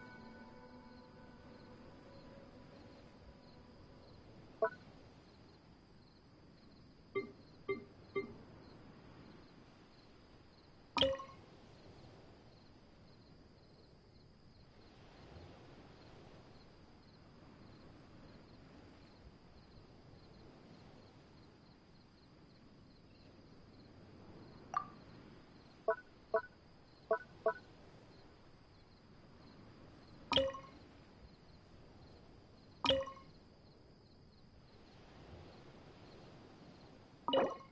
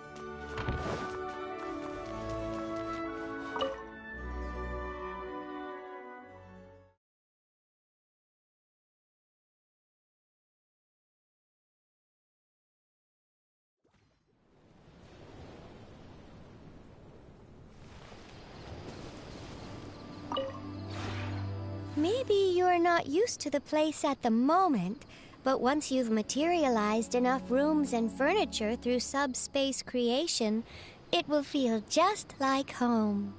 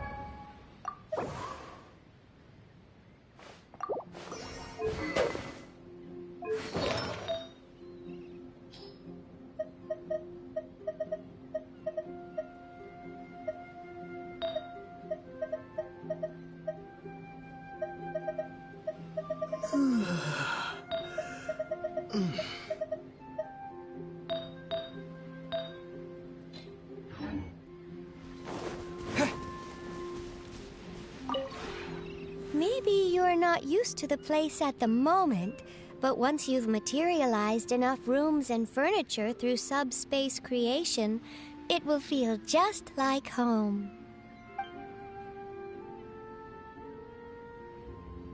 If you ever have any questions about the realm within, you may ask me.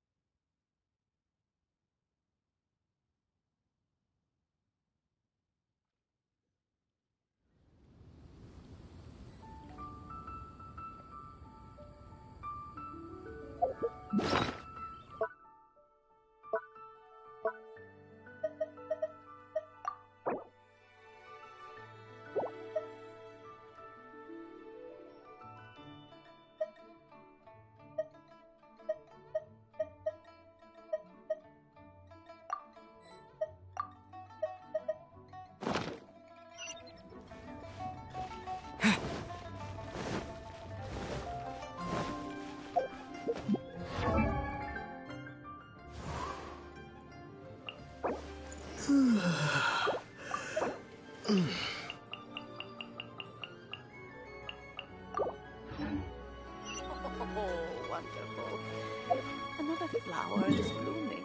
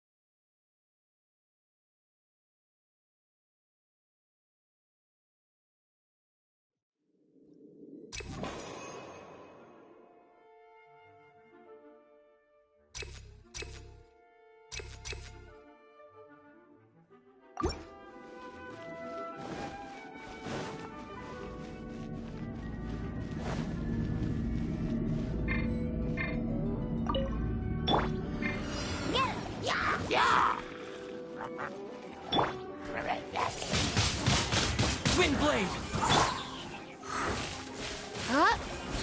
Yep.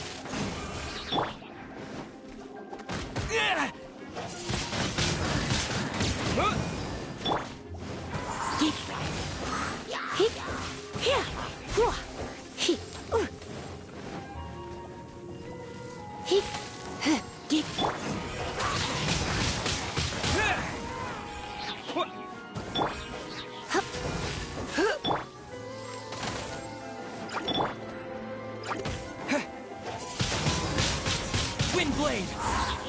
Yeah.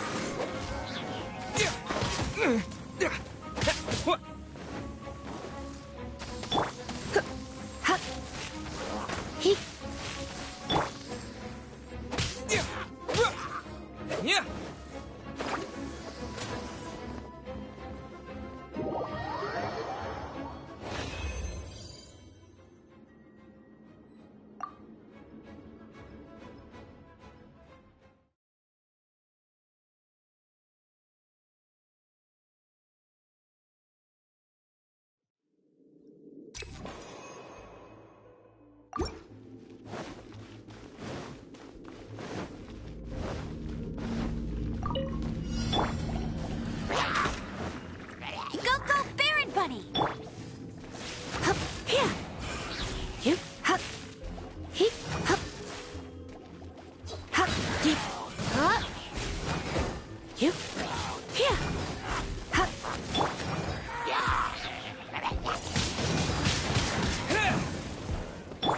he, deep, hup, he, Get him! Hey! Hup.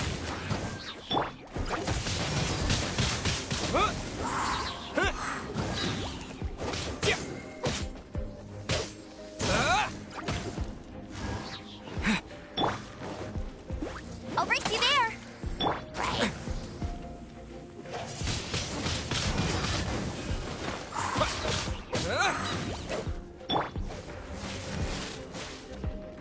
Deep, here. Hey!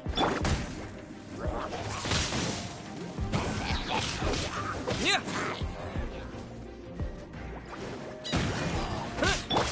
He, up.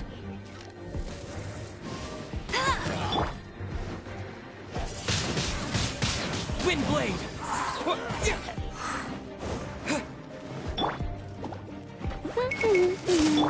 He, here.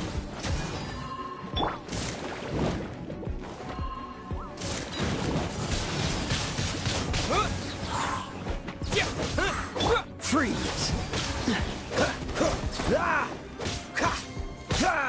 This moment will be frozen in time.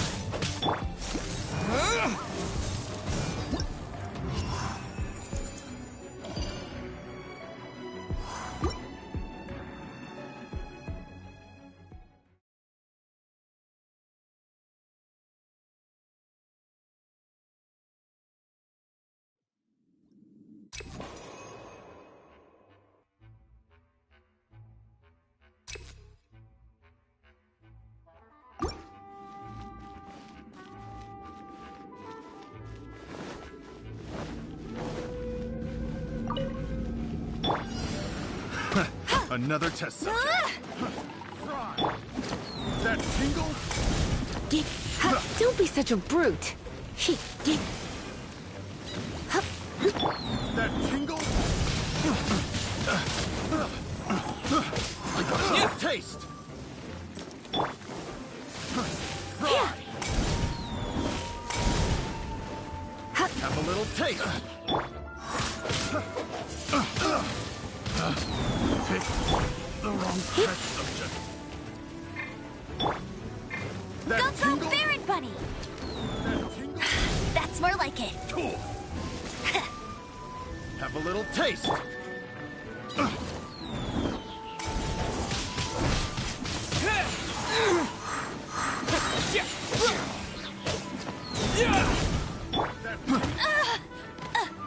That tingle?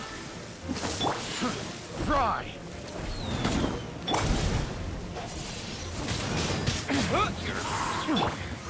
Yep. Another test subject. Suffocate. He,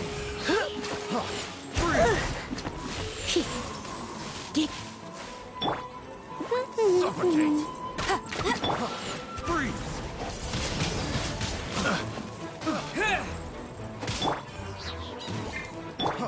Freeze! Dodge this! Suffocate! Freeze! Have a little taste! Windblade! Suffocate! Suffocate! Suffocate! Freeze! Suffocate! That tingle? I'll race you there! Freeze! Cool it!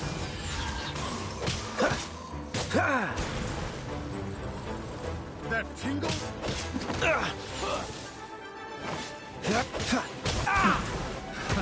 Another test subject. That tingle? Test subject. Dodge this! Go, go, Barret Bunny!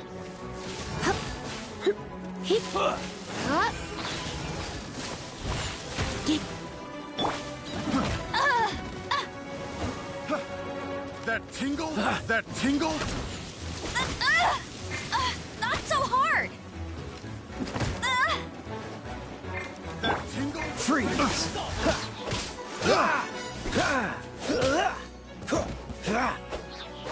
That tingle? Don't push your luck.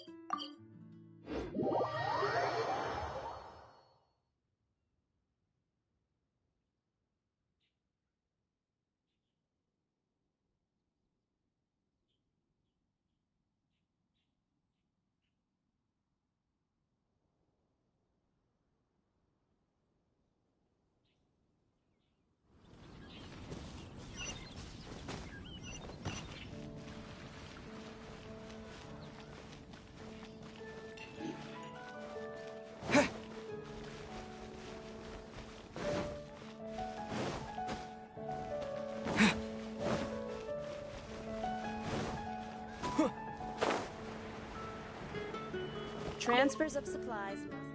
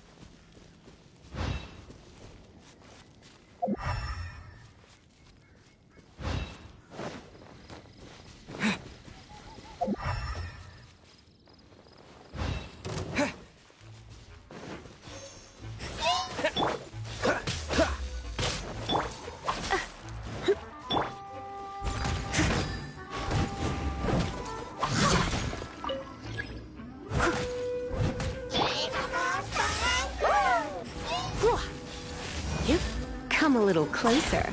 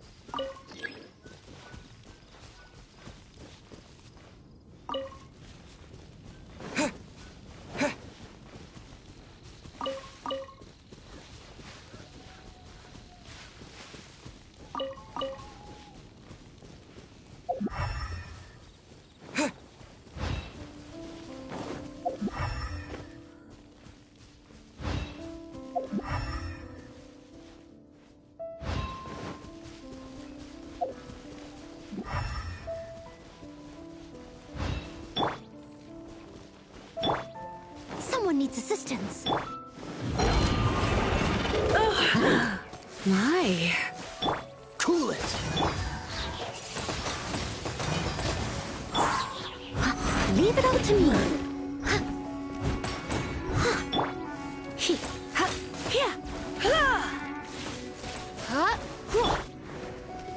Wind blade. Freeze.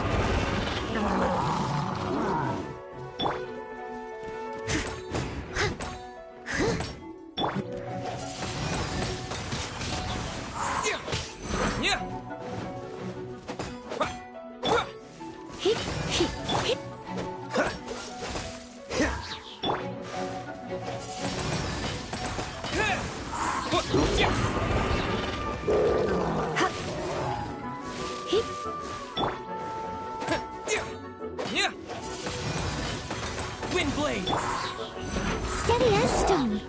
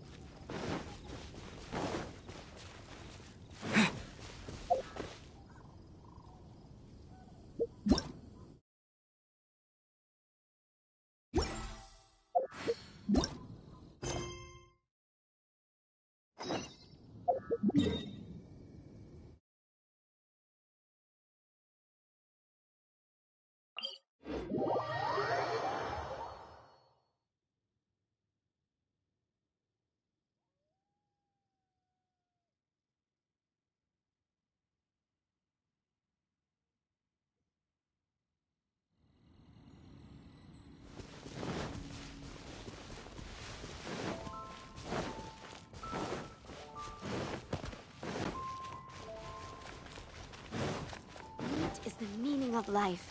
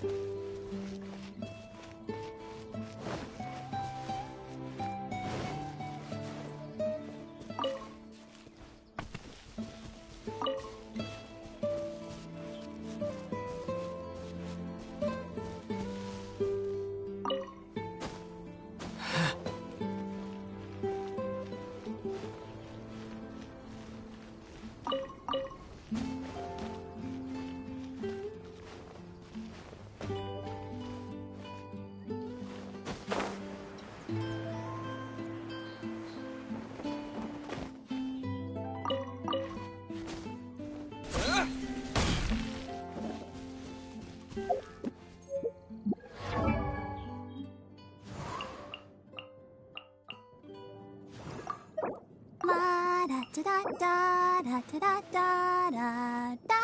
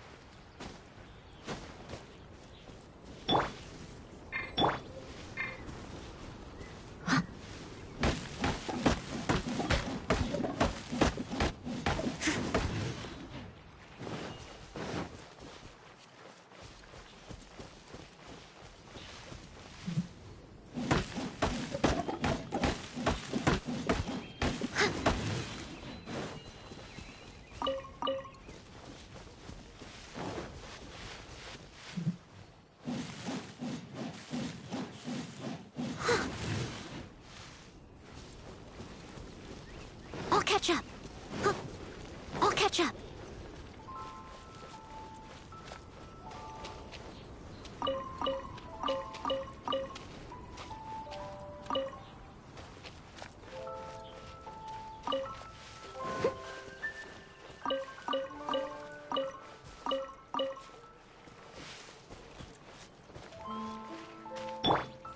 Dodge this!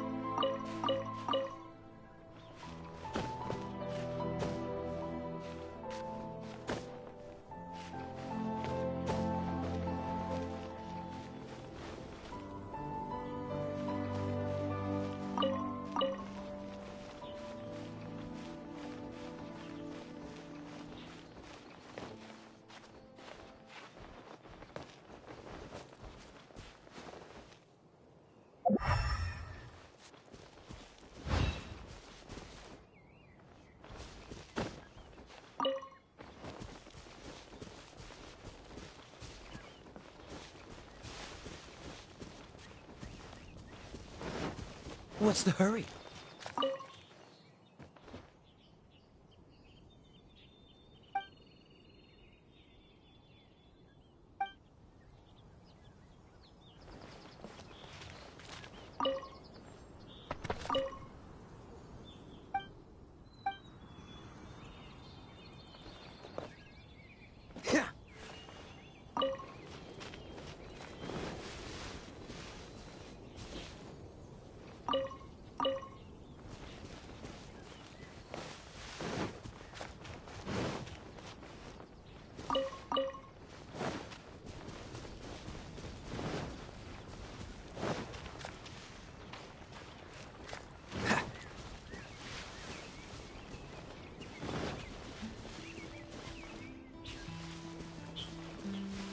What's the hurry?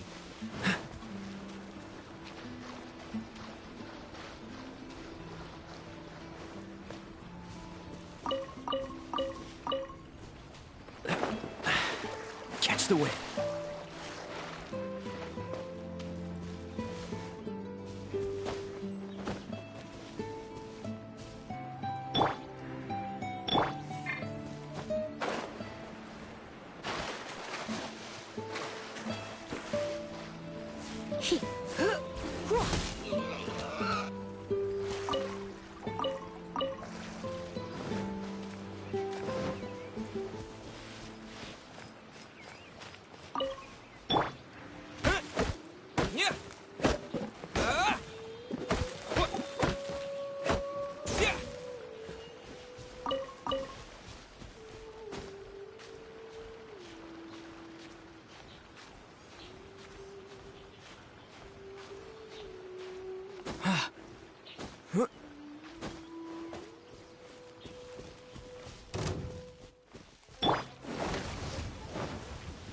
Cool it!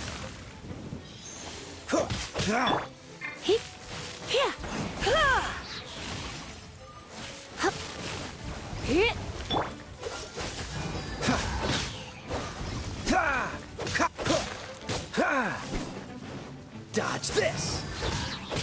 Oh, so sorry.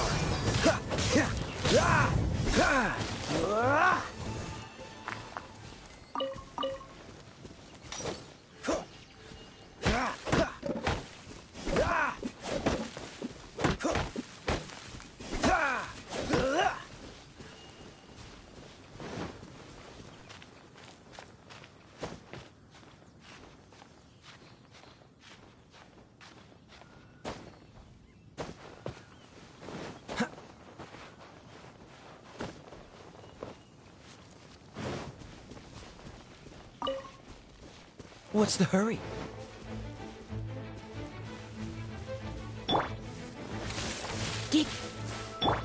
I must leave no stone unturned. Wind blade!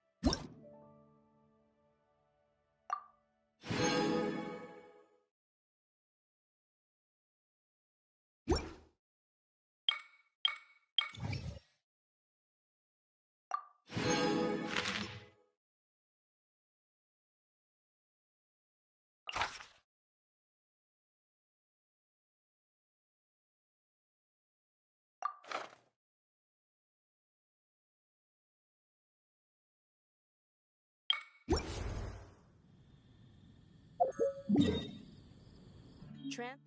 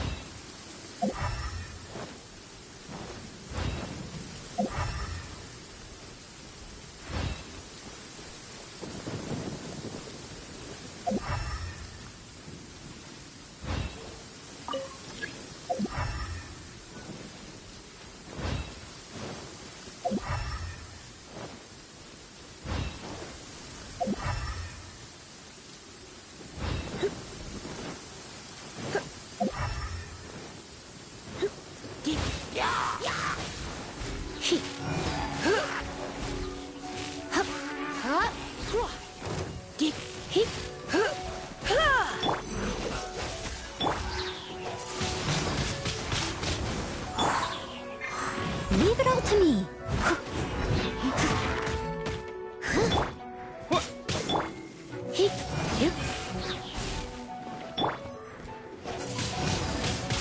Wind blade.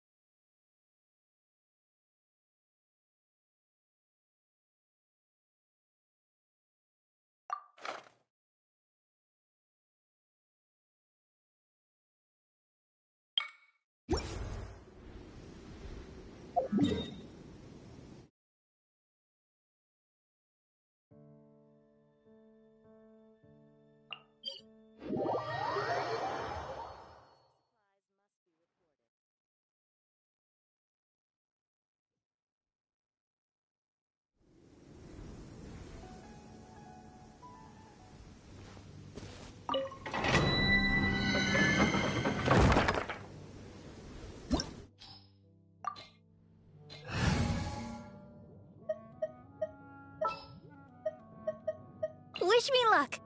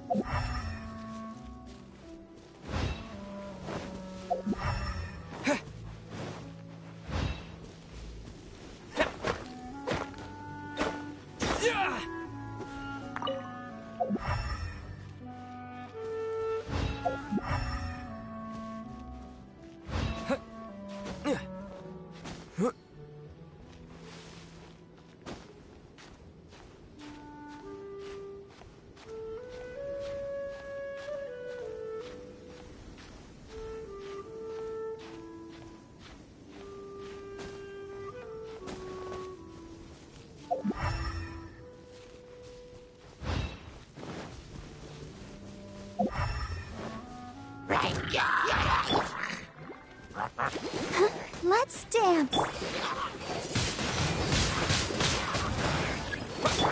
You're in for a little shock. Cool it.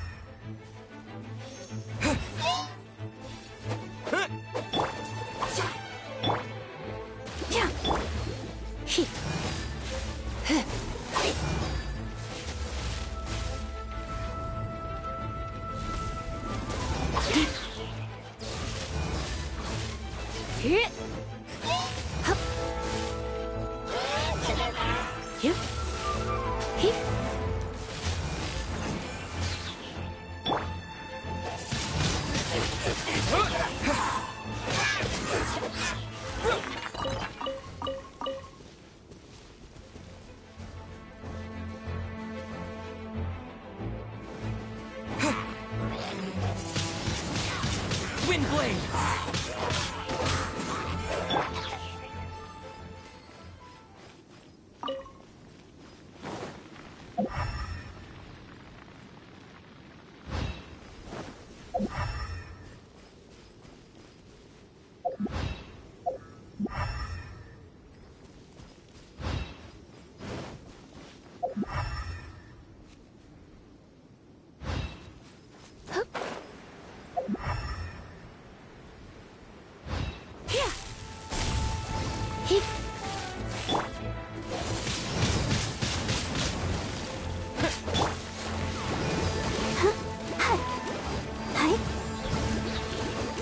I'll protect us.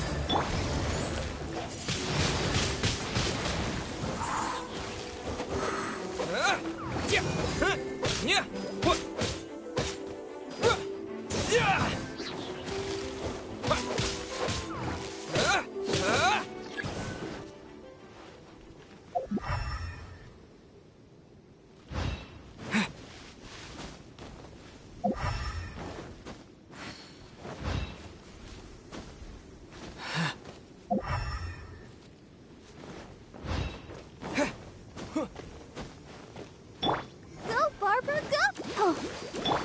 Dodge this!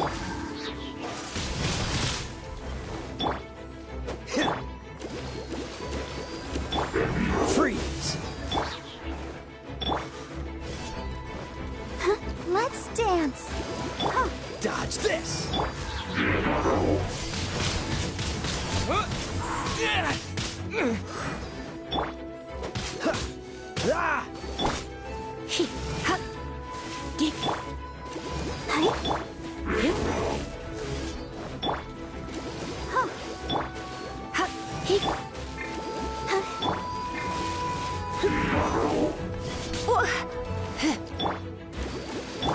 Freeze!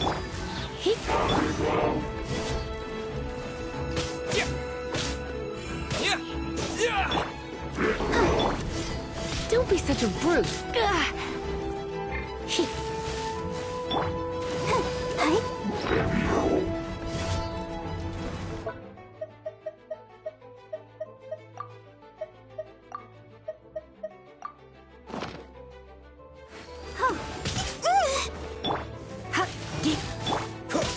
Dodge this!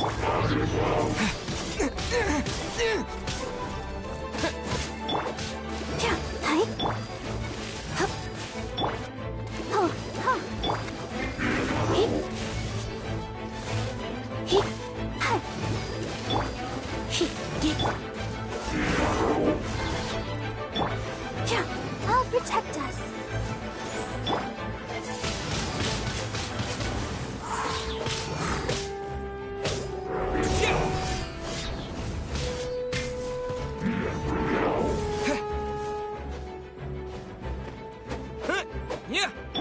Cool it!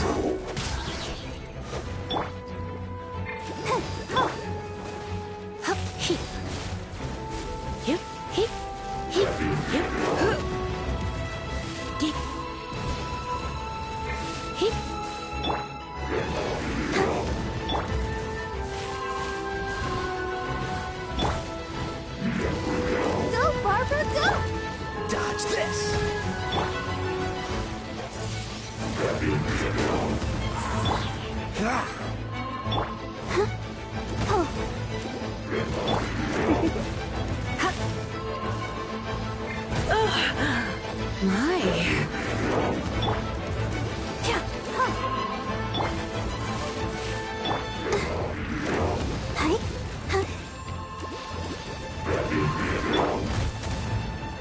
Going out is tiring. Cool it!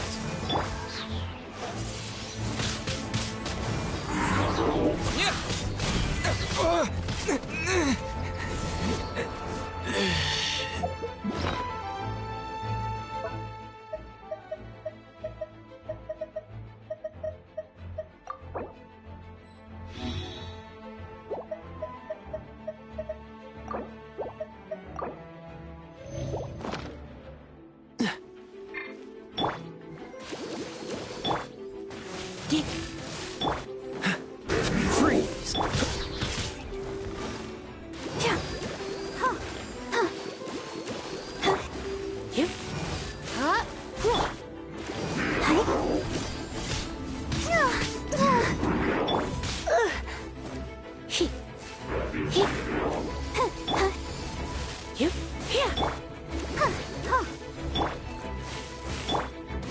Let's dance.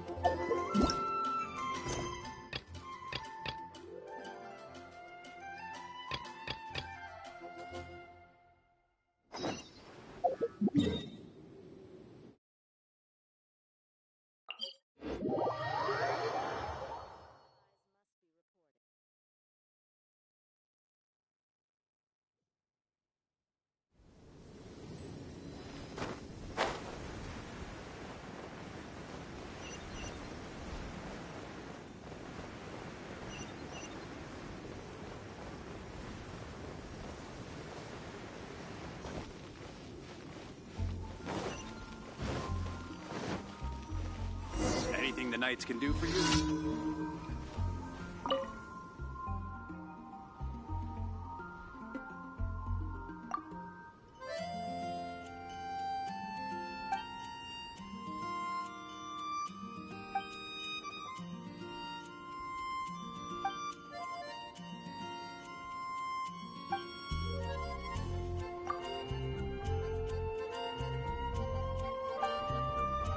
Anything the knights can do for you?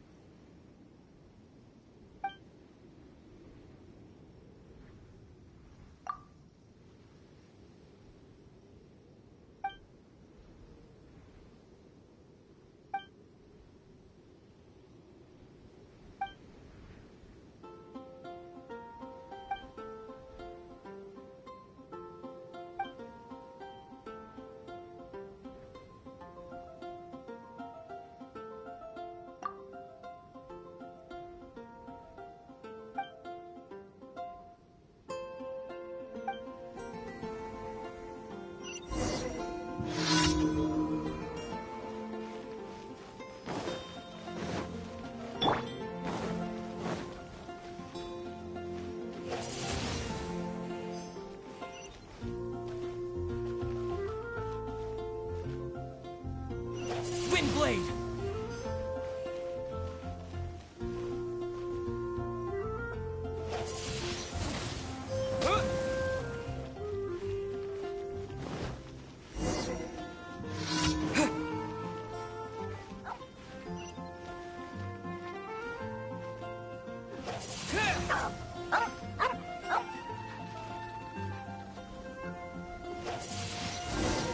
Windblade!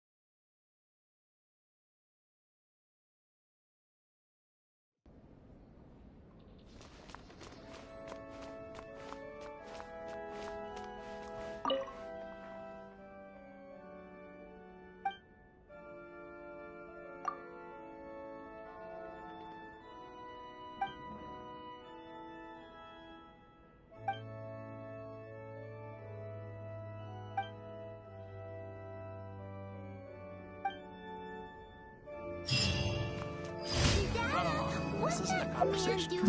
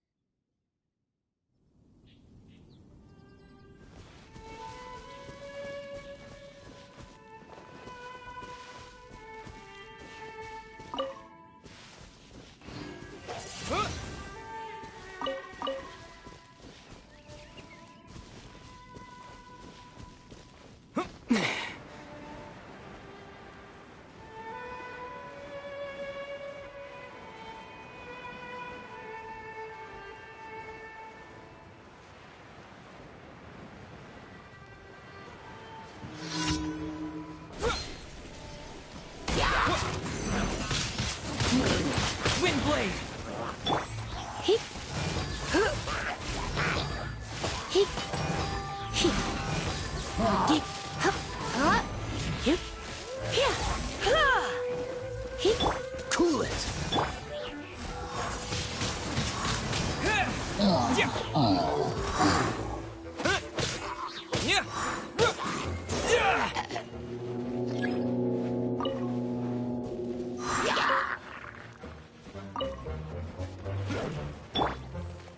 Freeze.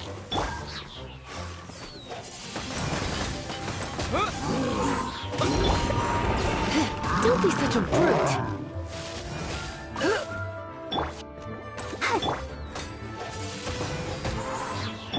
Cool it.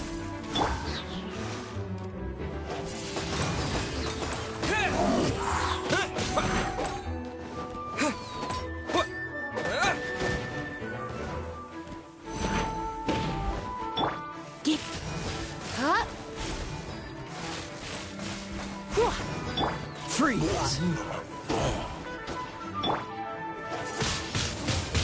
Wind blade.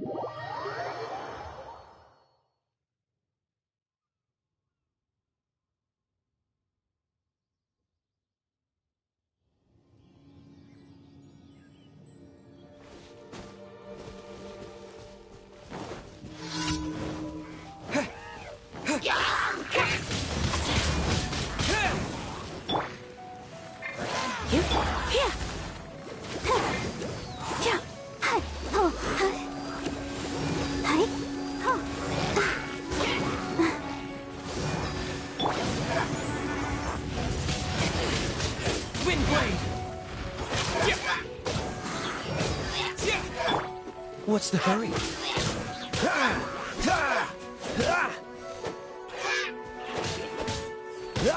Cool it.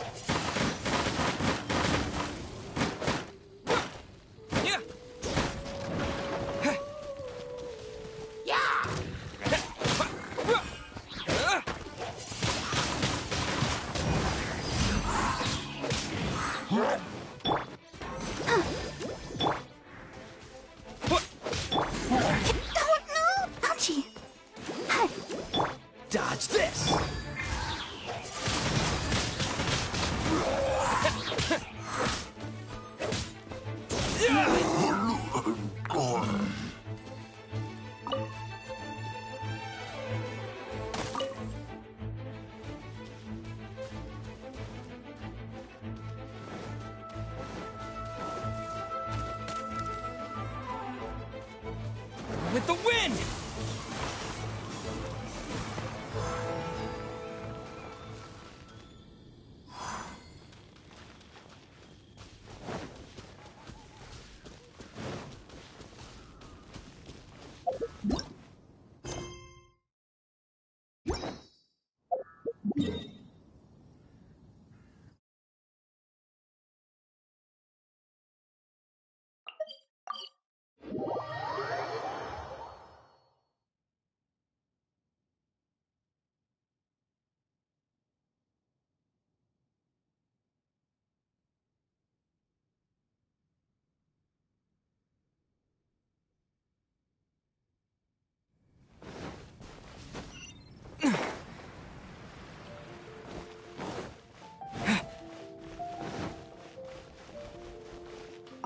Ad Astra Abyssosk.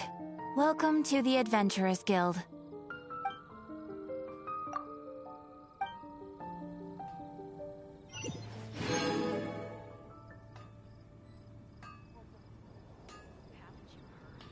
Ad Astra Abyssosk. Welcome to the Adventurers Guild.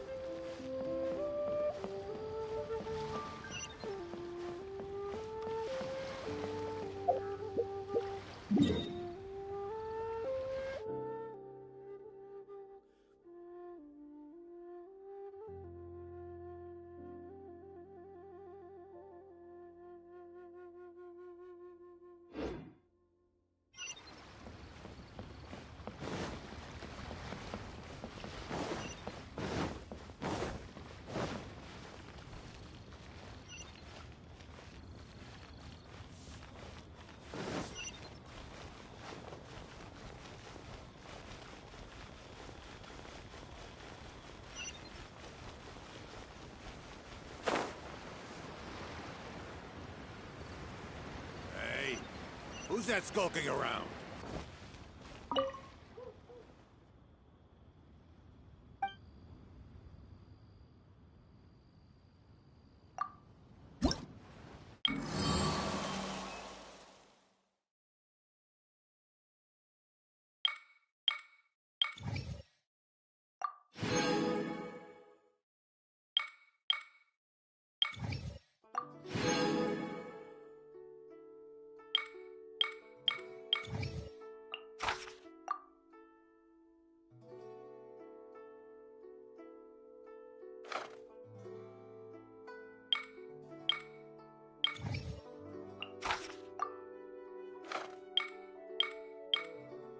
As I gaze out upon the sea.